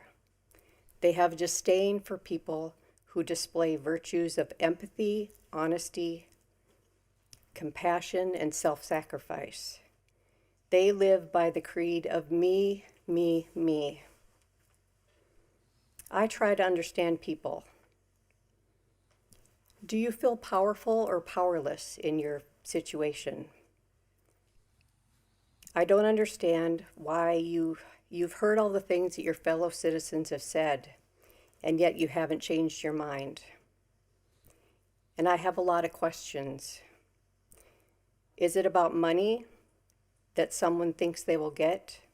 Is it something hidden in the non-disclosure? Some empty promise not written down? They want it their way, and we know big business and big corporations have no integrity.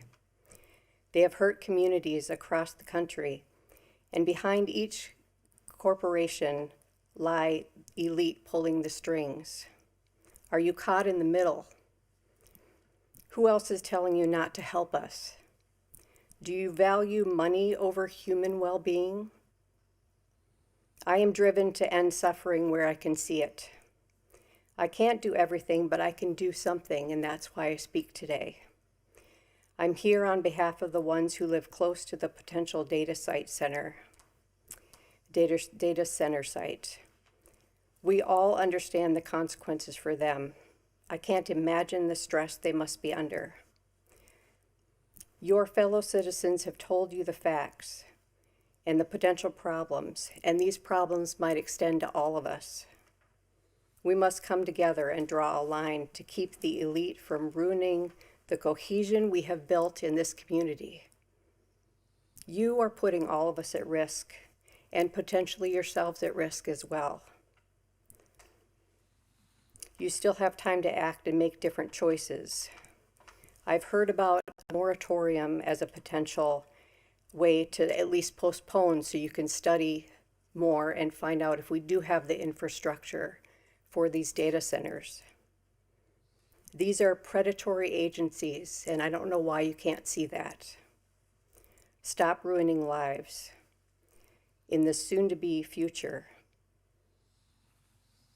Since you won't listen to facts, perhaps I can appeal to your moral principles, your conscience. Do any of you go to church? Can you imagine your fellow churchgoers or others in the community when they have consequences of dirty water, higher costs, and a ruined environment? It is difficult to believe that we can't rely on you, our neighbors, to protect us. And for what? Again, do you value profits over human well-being? Are you too proud to admit that you were wrong, that maybe you've been tricked into the situation?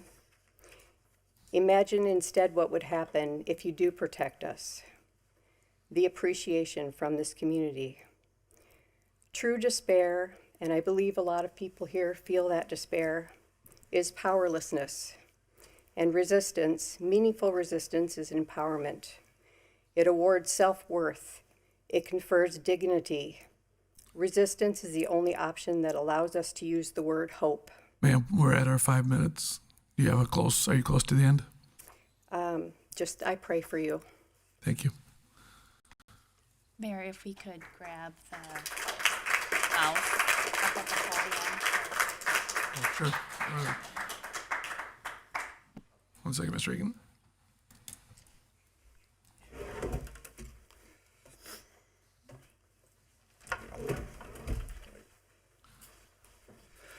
Good evening, everyone. Been a while since I've been here. My name is Dave Aiken. I live in Castle Rock Township. I've been a Farmingtonian for 5 generations in my family. Mayors, county commissioners, policemen, everything that we do here tonight. I consider myself to be kind of an owly junior senior citizen these days, so be careful when you give me a pen, a podium, and some passion. This is going to sound quite disjointed because I haven't been to a meeting for a while at the council. I'm fully involved in everything with the data center pushback.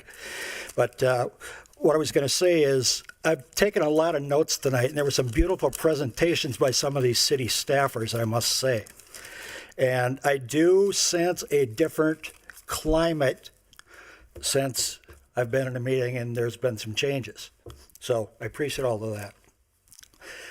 I'm not looking for any answers. I'm going to bounce around with my notes and things I saw tonight and saw, but and not necessarily push back. One of the earlier speakers, who shall not be named, when he talked about the Second Amendment rights, I'm a gun owner. I was brought up with guns. I got a permit. I love guns. I don't fully go all the way down on the Second Amendment rights, though. And one thing I just wanted to push back on is I don't see any way that the Second Amendment is a God-given right. That's a proclamation by somebody else. It's not up to me to say it's a God-given right or anybody else. And if we're talking about God, I doubt there was guns there. So, whatever. I heard the term values and vision. I didn't hear Team Farmington yet tonight, but I did see an orange tie. Spot zoning, that's what I still think it is. I'd like to see some single issue bills at the legislature, not everything in the big ball of goo. Somebody, either on the council or maybe it was a speaker, said we should have these conversations 10 years ago. Well, of course we should have had these conversations 10 years ago. We should have them 10 months ago, 10 days ago. Now, that's a convenient thing to say, but there is so much noise on the data center issue right now that I don't know how anybody can possibly not be aware of it. And all we're asking is for some common sense guidelines.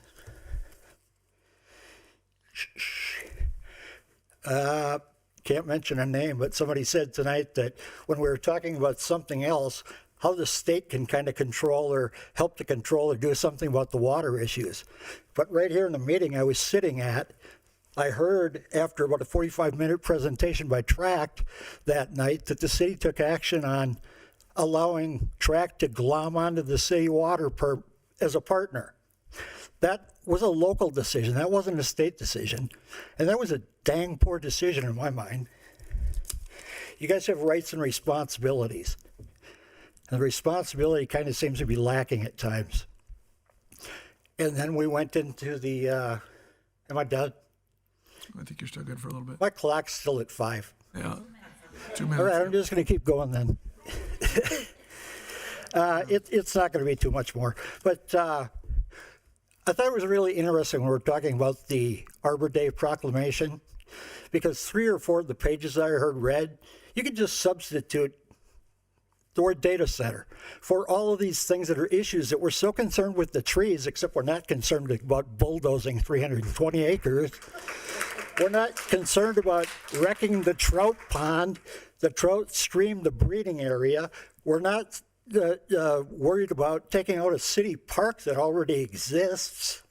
I mean, we kind of talk out both sides of our mouth, I guess, but and then I haven't been here for a while, but I saw a couple on the recordings lately, but you guys are getting pretty good at throwing roses at employees and guest speakers. Well, you throw the shit at the neighbors and the residents. And I'm sure it's not intentional, but it certainly appears that way. John, no, not supposed to mention a name. The representative from the Dakota County Chamber, I was just wondering if you've been to the actual data center location that we're opposing with the spot zoning in the middle of the 3 neighborhoods and everything else I said. I wish that... Dave? I'm almost done. Okay, thank you. Ask on the, she who made the presentation, who I shall not name, I wish her and Shawn, can't say Shawn, the detective, they show qualities, traits, character, good listener, beautiful presentations. I almost kind of got the impression you said a little too much tonight for some of these people. I appreciate it, because that's what we need, honesty and transparency. Not shadow decisions driven by billionaires without citizen input. Thank you for your time. Thank you, Dave.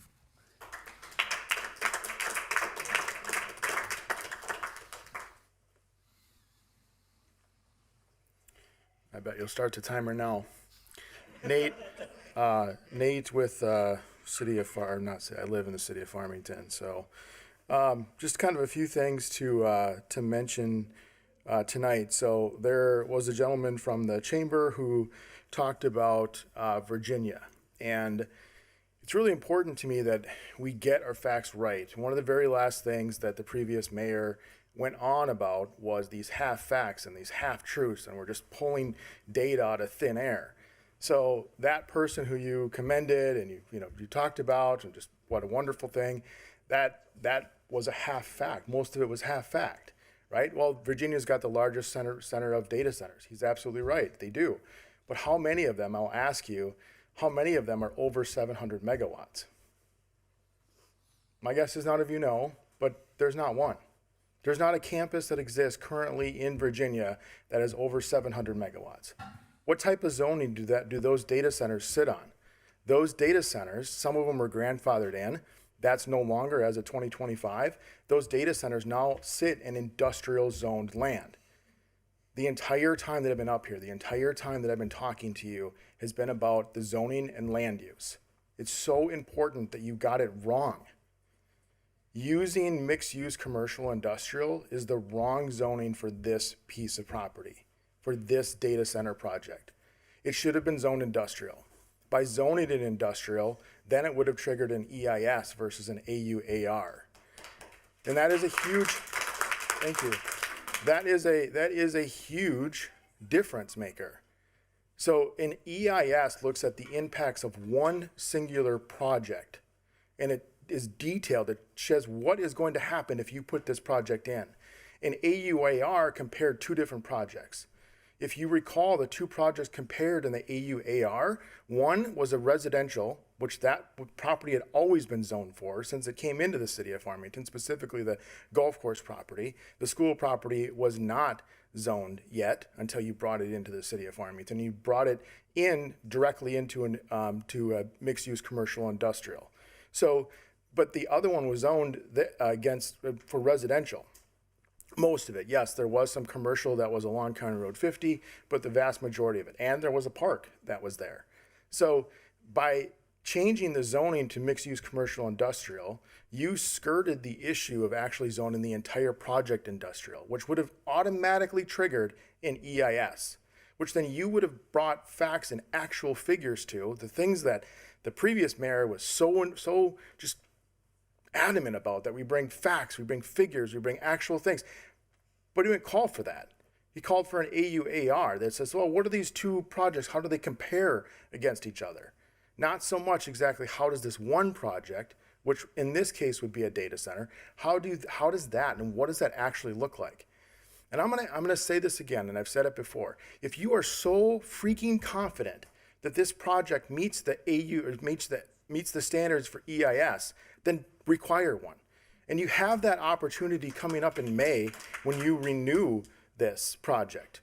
If it gets renewed, you have that opportunity to go back to the drawing table, to go back to the drawing board. You have that there to then start to require an EIS. And that, because these state agencies that you're relying on so much are simply relying on the AUAR. They're not relying on an impactful EIS study. You guys, it's huge. It's the zoning. I don't know, I forget, it's like, whatever. The zoning side of this is the biggest thing. And again, we want to talk about half-truths, we want to talk about things that are factual, then I'm curious, that person who came up here and said, oh, these data centers provide so many jobs. On average, they provide 0.5 to 1.2 jobs per kilowatt. And that's not per megawatt, excuse me. And that's after construction. The vast amount of jobs, these thousands of jobs, only occurs during that construction phase. It is not a long-term thousands of jobs. Most of these facilities employ less than 40 people full-time, and a vast majority of that is security. I'm curious, how would you like it if I flew a drone over your home and your backyard in the summer with your kids out there playing? Anyone whose property is up against that buffer, that's what's going to happen. That is the security level. Most of those people who are employed by these data centers are security people because they're so secure and they have to be secure, which I completely understand. But if we're going to talk about facts, we're going to talk about figures, we're going to talk about those things, and I think it's important. I think it's very important that we actually use things. And I'm curious if the gentleman back there, who is he funded by? Is it the electric company that's out to earn over $400 million by selling them electricity? Just curious. Thank you for your time.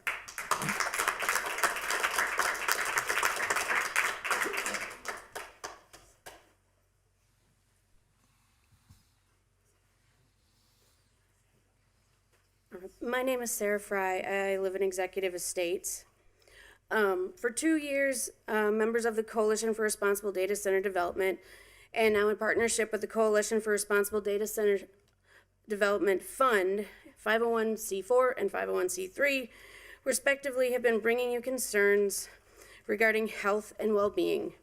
We have mentioned environmental concerns of polluted water and polluted air from gas turbines or generators, have mentioned the trout restocking and trout raising programs, which have been immensely popular with the community, and how the trout could be at serious risk if the water temperatures change from data center water drainage.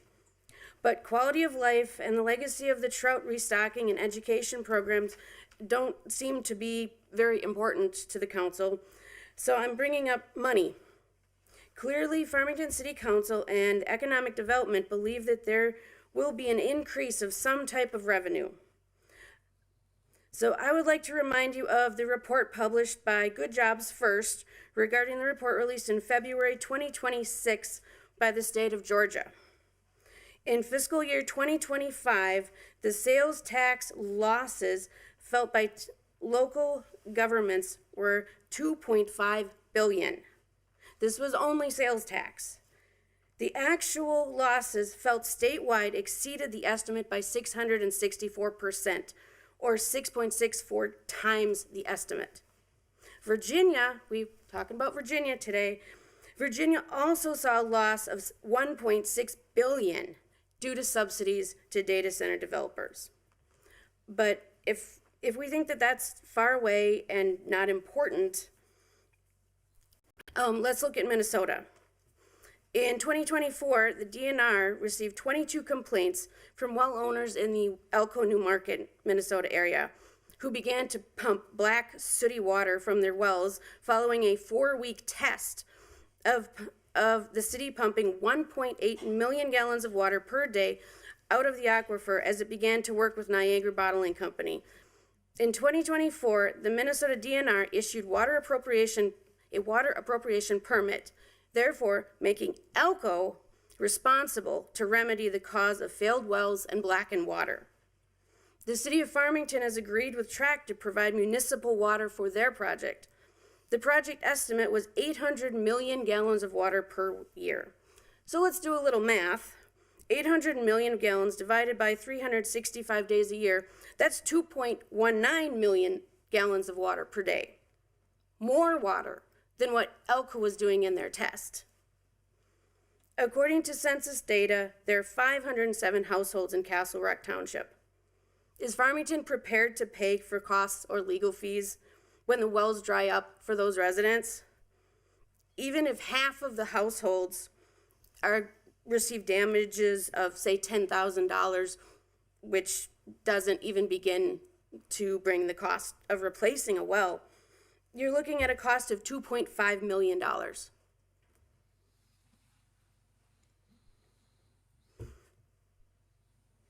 Soon, people will be able to have their AI assistant on their device.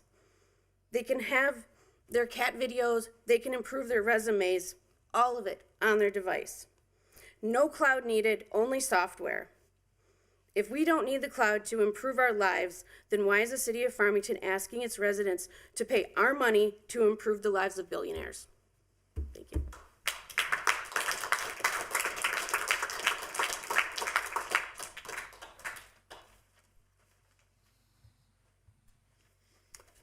Hello, council members. My name is Nikita Klochan. Live in Executive Estates. I would like to thank some of the council members for coming out to the Easter event that we've hosted. That was nice to see, the outreach. I didn't get to talk to you guys. That was partially my own doing, I guess. But with that, I'll try not to ramble. I actually tried to write something down today.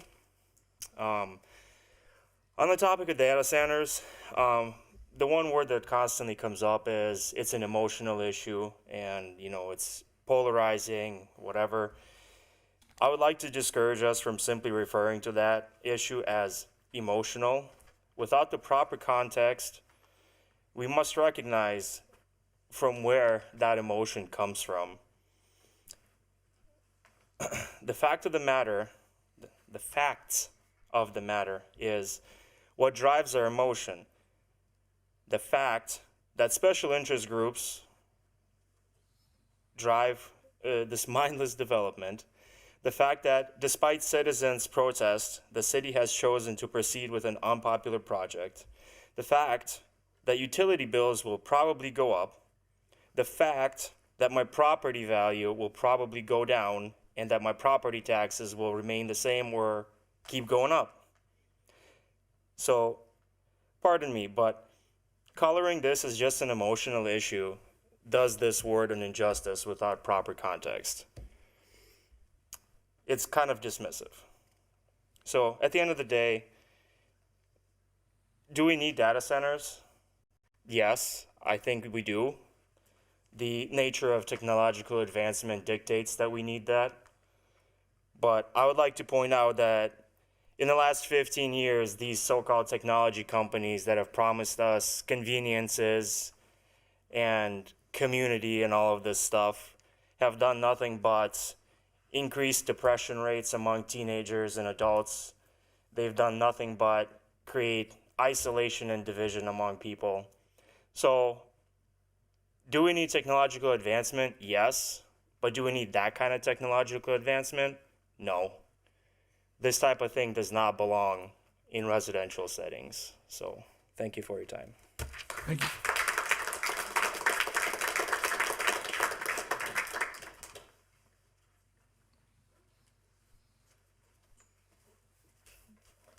Castle Rock Township, Nancy Arstead. Tonight's talk, contrasting leadership and bloodbaths. If you have been paying attention across Minnesota, cities and lawmakers are slowing this data center industry down, asking harder questions and showing more caution. The chamber speaker who spoke earlier has made his support for Farmington's data center clear, but there is nothing visionary or respectable about backing a project that places the burden on the very people that now unfortunately live next to it. That is power protecting power. While using us, we bear the consequences. Stepping on some for the benefit of others is not just morally wrong, it is just more failed leadership. He has the privilege of not living on Bering Avenue. In Egan, the City Council passed a one-year moratorium on new data centers. In Apple Valley, the City Council just denied a major proposed data center project. Monticello moved to make projects go through a formal land use process instead of sliding through using outdated codes. These cities choose caution, Farmington chose speed. You rushed this project through with tracks sending your staff anticipated schedules, and you shoved it between our homes while ignoring the residents standing right in front of you begging you to slow down. That is the contrast. While other cities are pumping the brakes, you still have data centers sitting on the permitted use list right next to daycares and health clubs. That is the contrast. Right now in this legislative session, Minnesota lawmakers are trying to change things. One bill would create a moratorium on new data centers. Another would require at least 2 public hearings before approving data center rezones. One would ban local governments from signing these NDAs that keep the public in the dark, like us. Another would require data centers to get their own water use permit instead of piggybacking off city water like you are allowing TRAC to do.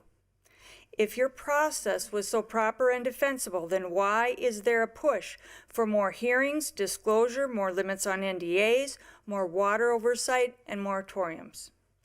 Is it the belief that you and your staff are smarter and more enlightened than these city leaders around us, and the lawmakers who are pushing for fairness and transparency? There is the contrasting leadership. Is there any other city in the 5-state region forcing a data center this large, this close to established residential homes? No, just you and TRAC. Sometimes I lay awake at night and wonder whether you are truly proud of yourselves and your legacy. Is your staff proud of how they've handled themselves? Is TRAC proud The CEO, Kristen and Philip, are they proud of how this project looks? Pressed up against people's homes like it is? Do other developers envy them? Or do they look down on them a little when they see that map? Is Tract proud of how quickly they helped you move along the rezoning and approval? Sadly, I think yes. I think all of you are very proud when you talk amongst yourselves. Now Tract has started work on the land. You have released the lion into the arena of the Coliseum. You will be entertained. You will see us suffer. Unfortunately, once the lion is done with us, he's going to turn and he's going to jump up into the stands and he's going to take out way more people than you ever expected. You may or may not be safe up there on your thrones. Do not extend the plat for Tract in May. Amend the PUD. Vote in a moratorium. Fix your codes. Show us you are human. The coalition is hosting a town hall on Tuesday, April 28th, 6:30 p.m. at the Farmington Public Library. Speakers Janelle Kuzna and Vita Kanitz, residents of Elko New Market, will share what happened to their wells and water after a large water user, Niagara, came to town. It is open to the public. Anyone is welcome. Please come and learn. Thank you.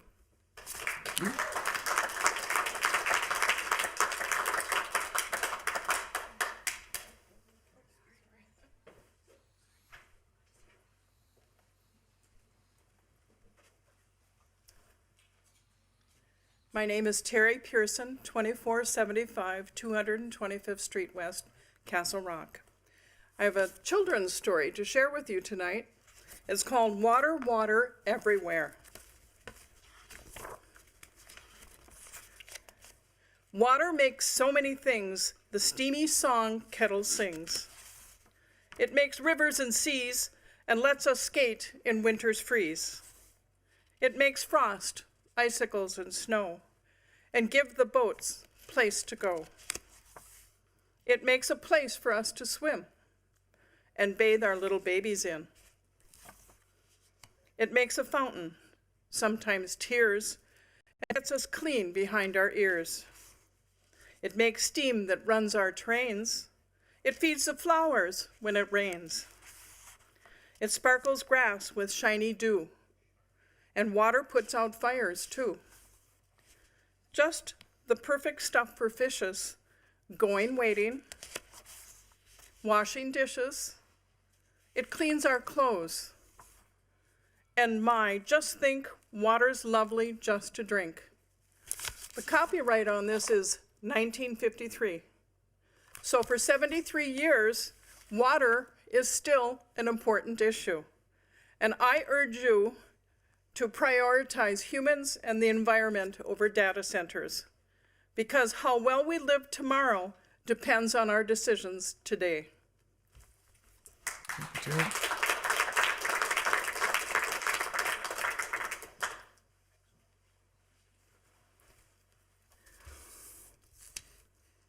Good evening. Thank you for letting me speak this evening.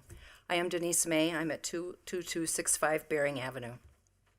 In less than 1 month, it will be 2 years since the public found out that the former Fountain Valley Golf Course had been sold pending rezoning and approvals for the development of a technology park, a hyperscale data center. We've known for about 2 years. You have known for much longer because of NDAs. Why do you think the developer wanted you to sign NDAs? They say it's so that competitors won't know what they are up to. But that strategy has proven that their project had significant progress toward approval before the public realized what was going on, and can have a voice. Voices you claim you want to hear. Voices you say help make your decisions. I'm not going to talk about all the facts. Many people at this podium have given you those facts many, many times over the past 2 years. You all know, about all the unbelievable amount of water that will be needed. You know our private wells will be affected. What about the city's water supply? You usually restrict lawn watering in the summer. You know about the construction noise we will endure for years. You know about the 24/7 constant noise we will endure after construction stops. You know about the light pollution. You know we will lose property value. You know about what has happened and is happening in other parts of the country. But yet knowing all of this has not made a difference to those of you on that side of the podium. What makes you think the problems and issues happening to other communities will not happen to Farmington? Let's not be naive. The problems and lawsuits will happen, just as they are right now in other parts of the country. After the developer is gone, the problems and lawsuits will be yours. You will be responsible, and you will have the headaches, not the developers. Look at what is happening right now in Elko New Market. It is not too late for you to change your mind. There is a reason why there is now a temporary moratorium against hyperscale data centers in Egan. There are bills being introduced at our state legislature trying to do the same. Why? Developers are coming into Minnesota at a fast pace. There needs to be time for more study, to allow more time to determine the real impact of hyperscale data centers and decide what legislation would be needed to protect our natural resources and the residents of Minnesota. You care about people. That is why you are serving the Farmington community. But you care about all people, even the ones just beyond your borders, like me. I live in Castle Rock Township.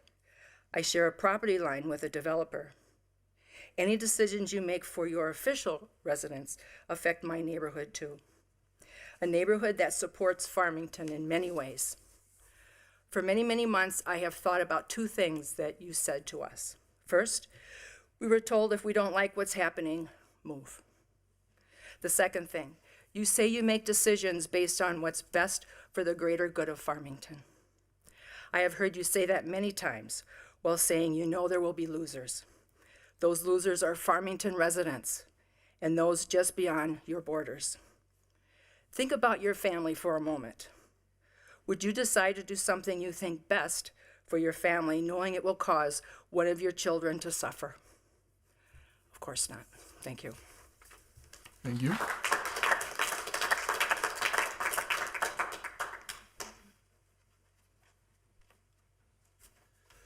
I'm Mark Pearson from Castle Rock Township. Data center proposals are moving ahead quickly in Minnesota with over 20 potential sites across the state. If all of them are built, it would overwhelm our electrical grid and strain our groundwater. The ratepayer protections passed last legislative session have not been implemented yet at the Public Utilities Commission, and water permitting and environmental review changes have yet to be adopted. Put simply, the proposals are moving faster than communities and the state can respond.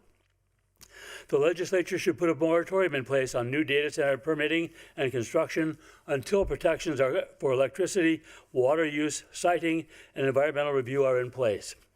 We're working very hard at that at the state level, and the city of Farmington should do the same thing. Stop it now before it becomes impossible to stop. I will quote one of my favorite TV characters right now. Commander Spock said one of the tenets of the Federation of Planets is that the needs of the many outweigh the needs of the few. In that case, I believe that's the tack you've taken. It's not true because we don't need a data center. We need clean air, we need clean water, and we need quiet airwaves. Thank you for listening.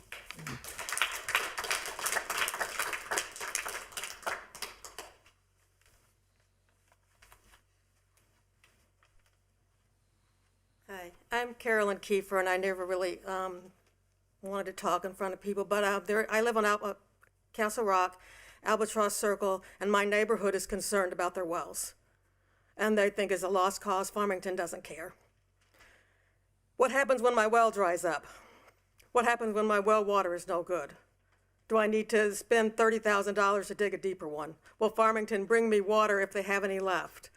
And I know you can't answer my questions right here, but we have a lot of questions about, is there an environmental impact study? Do we even know what's going to happen? Have the proper studies been done? And I just hope that you would think about that. Thank you.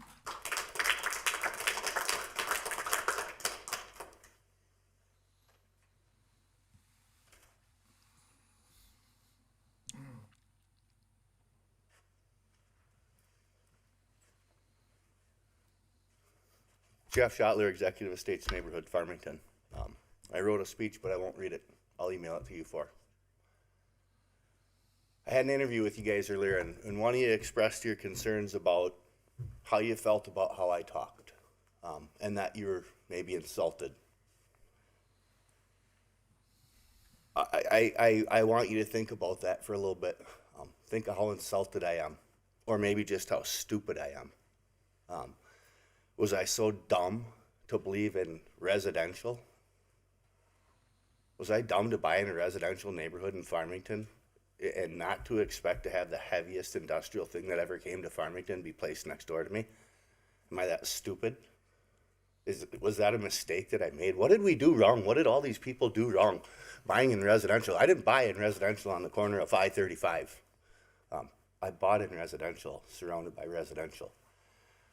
What gives you the right to come in and impact us for some economic development? Are we tools and pawns? Is that all it is? For us to believe in the words that are written in the comp plan and to believe the words that come out of you guys is hard. It gets harder every day because nothing has changed. Nothing has changed. It's almost 2 years into it. Tract. Kristen. Philip, you here? Hey, Graham. They're not here. It's 2 years straight. We're here every other chance there is, asking for something to change. Have you even asked them? Have you said, hey, we need 500 feet, we need 1,000 feet, we need generators, we need power put off site? Because we're not going to do it to our people. We're not going to subject them to that noise and that dust and that glare. Do you understand? And I know you've driven by, I sure hope you have. I think I've asked you 15 times. Drive by Meta again at night.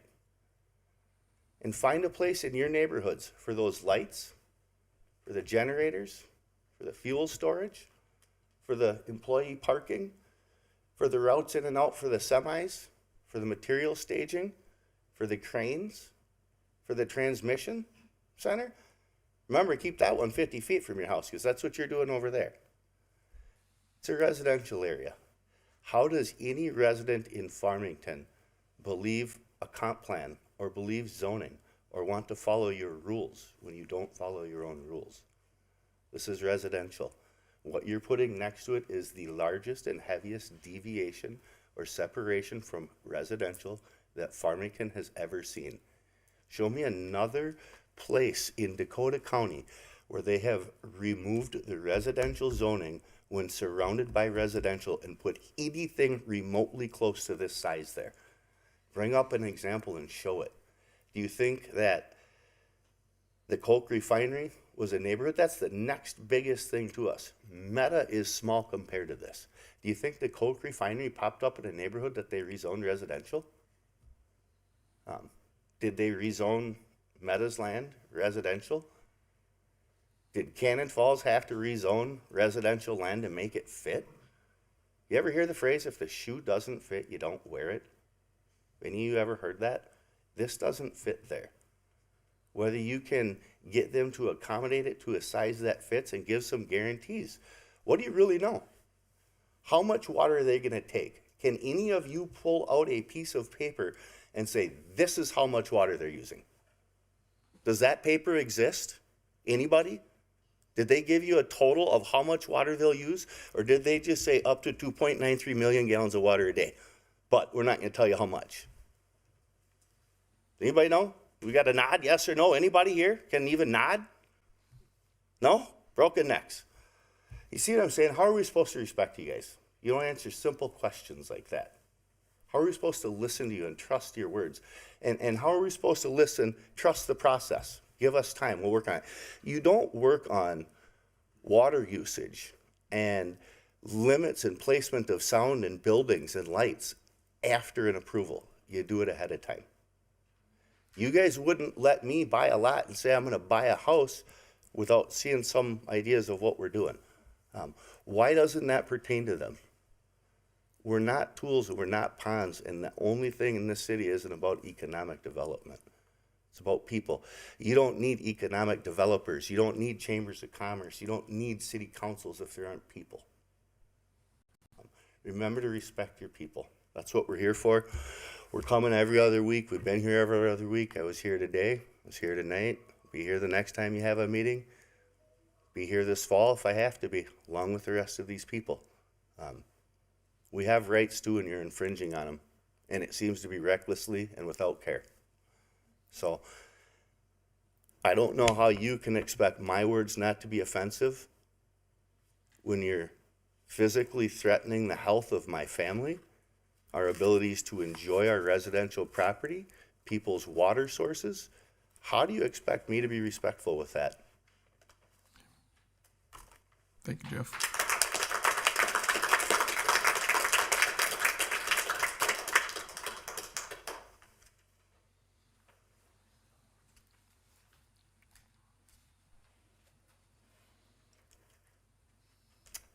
Council, my name is Dove Mitchell.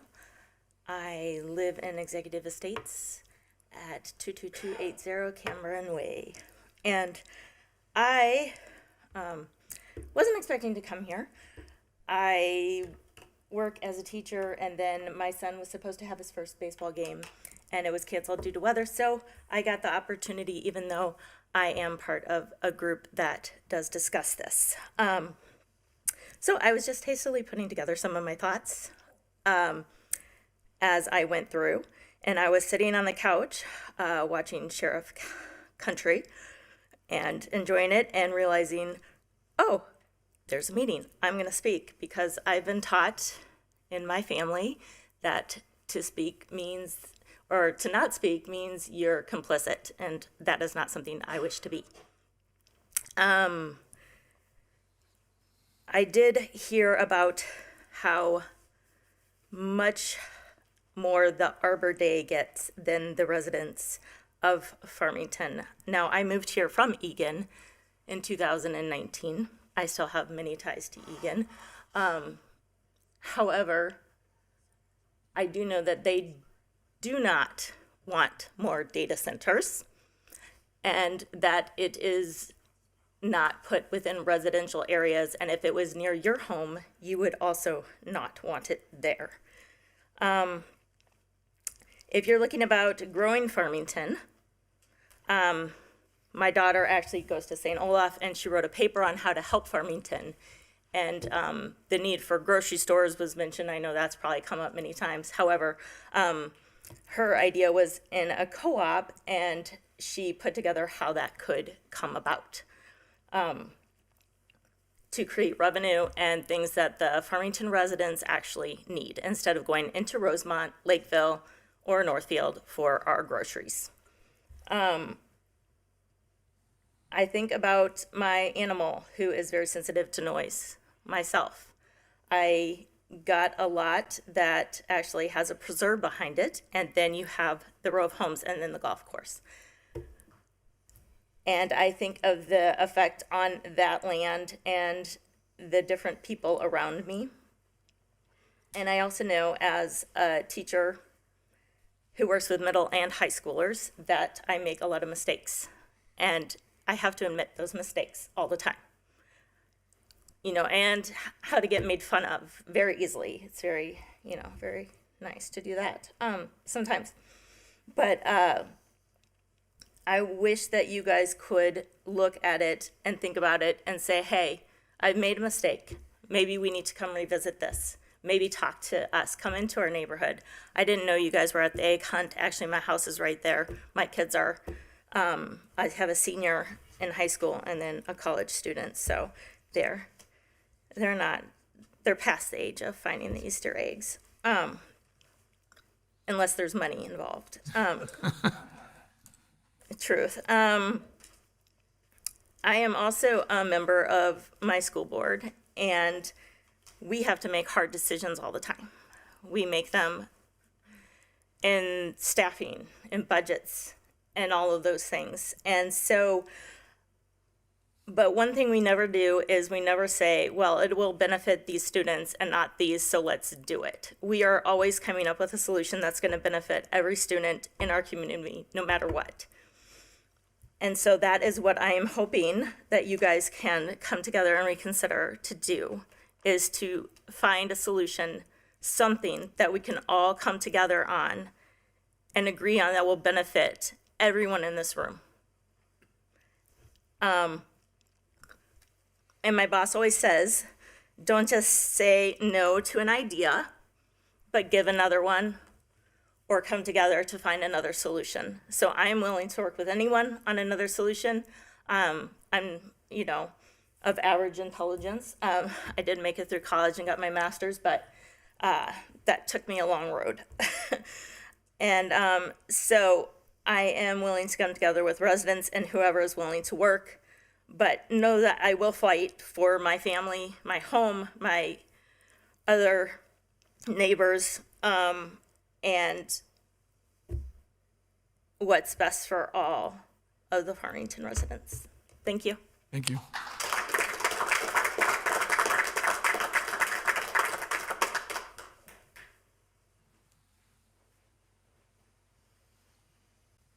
Anybody else tonight?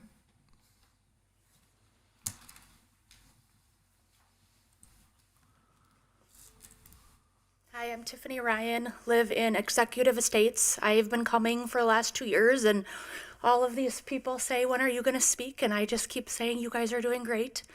This is not my forte, but a quote I live by and a quote that I really think is something you need to hear came from Maya Angelou. And she says, do the best you can until you know better. Then, when you know better, do better. I think when you started learning about this project, you did do the best you could. You thought you were given the proper information. You thought you had all of the facts. Clearly, in the last 2 years, that is not the case. And all we are asking for at this point is, you know better now, please do better. Thank you. Thank you.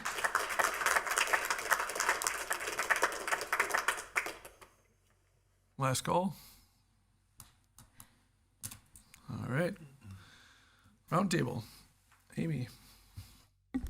Good evening, Mayor and members of the council. I don't have a report tonight. I have nothing tonight, Mayor. Okay.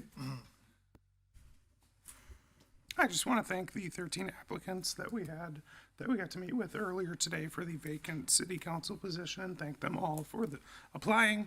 Thank them for their feedback and their interest in serving our community. Sure. Thank you. Steve? I have no comments. Thank you. Lynn? Thank you, Mayor and Council. I have a few comments tonight. First of all, I want to say congratulations to Sean Scoville. He is a great asset to the city of Farmington, and he has protected and served the city and its residents, and we're grateful for that, and we wish him well in his retirement. And also, thank you, Council, for adding the Communications and Public Affairs Manager position. This is a game changer for us, and David, thank you for covering, because that's a lot added onto your plate. And we hear a lot about transparency, and this is going to help us because we need to do better. I always say there's room for improvement, and this is going to help us get out there and communicate and tell the story, and for people to learn about what's going on. The last thing I want to discuss is I just received a letter from Tract, and I wanted to share it because it will answer some of the questions that we received during the public comment tonight. We received a letter, and it is in regards to release of city employees from the October 2023 non-disclosure agreement. And we're going to put this letter on our website under the project information that we have. I think it's really important for people to go out and read it in its entirety. But I do want to read some of the comments that were made in the letter tonight, not in its all entirety, but a few of them. So forgive me for reading to you. But at this time of Tract's initial outreach to Farmington city staff in 2023, there were multiple parties actively interested in the property that Tract ultimately purchased for development in the Farming Technology Park. Because we were in early stage discussions relating to its site selection, including our evaluation of the city's experience and resources to serve the planned development, Tract's request requested that certain city employees execute NDAs to protect TRAC's competitive position in securing the site for the Farmington Technology Park. And I'm going to skip down here. It says these NDAs were meant only to protect TRACs from competing developers in relation to the property acquisition, not to shield potential project-related information from the residents of the Farmington community. TRAC has now executed contracts with the seller of those properties. Thus, the NDAs have served their limited purpose of facilitating TRAC sharing of its confidential and proprietary information, namely TRAC's pricing, infrastructure, business plan information with key city staff members and active and competitive process. And it does list the 5 staff members that had signed the NDAs that are released. There's no city council member that signed NDAs for TRAC. I also wanted to mention in the bottom of the letter, in spirit of transparency, TRAC has created a website containing information describing project plans. This website has been identified. I'm going to say it out loud so you can write it down. It's also going to be in the letter, and then we'll make sure we'll have it in the minutes. But it is MN for Minnesota, LCO Farmington.com. And what they do is they have on this website a lot of the questions and answers that people have been asking about this proposed upcoming technology park. And one of the things I just wanted to mention that I noticed as I was reviewing it, tonight somebody asked us, can you tell us how much water TRAC is going to use? And I'm going to tell you what's on the website, but I strongly encourage everybody to go through and look through it. It says the entire campus is expected to use 50 million gallons per year, or 137,000 gallons per day. Okay, so that is of water during full operations, assuming a direct evaporation cooling system. This is roughly the same amount of water that is appropriated under the 2 existing well permits on the property to irrigate the old golf course and the agricultural land. The city of Farmington has 1 billion gallons per year of permitted groundwater appropriations from the DNR and is pumping 700 to 835 million gallons per year. Based on the current DNR appropriation permit held by the city, the water usage for the project would adversely affect the demand of the Prairie du Chien and Jordan aquifer. So they also mentioned that the 2 properties have water permits already on them that is equivalent to what they're asking to use. So there is additional information. I strongly encourage you to go out and look at it. If you have questions about the information that is on the website, in the letter, they also say that you can email connect@trac.com. And that's where you can send them an email and they'll be able to answer what is on the website and what they're proposing on this. And again, the website is MNLCOFarmington.com. Thank you. Thank you, Lynn. Shirley? No report tonight, thank you. All right. David? Just a couple things. First of all, we hate it when we lose great members of Team Farmington, but we love it when we get an opportunity to celebrate careers well done and applaud people and cheer people on into retirement. So again, I want to thank Sean for a career well done and his service to Farmington, and wish him the best in retirement and into his next endeavors. On April 20th, we'll have 3 more retirements from Team Farmington to celebrate. One of them, will be Shirley. As if you didn't realize, tonight is actually her last regular council meeting as clerk. Sorry, I'm outing you. As Melissa Geis will take over as clerk on April 20th, with Shirley officially retiring on the 23rd. So Shirley will still be here on the 20th, but Melissa will be officially taking over the duties of clerk that day. Also, payroll specialist Patty Ridley will be retiring on May 1st. So tonight on the consent agenda, you did approve the hiring of Corey Blovelt as our new payroll specialist. She'll begin with the city on April 27th. And that is all I have this evening. Thank you. Thank you, David. Deanna? Thank you, Mayor and Council. No report tonight. Thank you. John? Thank you, Mayor and Council members. We started our spring hydrant flushing today. It'll continue through this week and through next week. The dates, which various geographic areas are flushed, is up on the website. So I encourage people to go to the city website, and if they have any questions, they should be answered there. Thank you. Thank you. Good evening, Mayor and Council. On tonight's consent agenda, you approved 5 donations to the Parks and Recreation Department. So I want to thank those individuals and businesses for their very generous donations to the department. And also, April is National Volunteer Month. So I want to thank all the volunteers who make the Park and Rec Department go. We couldn't do it without our Rambling River Center volunteers, our park adopters and cleanuppers, our volunteer coaches.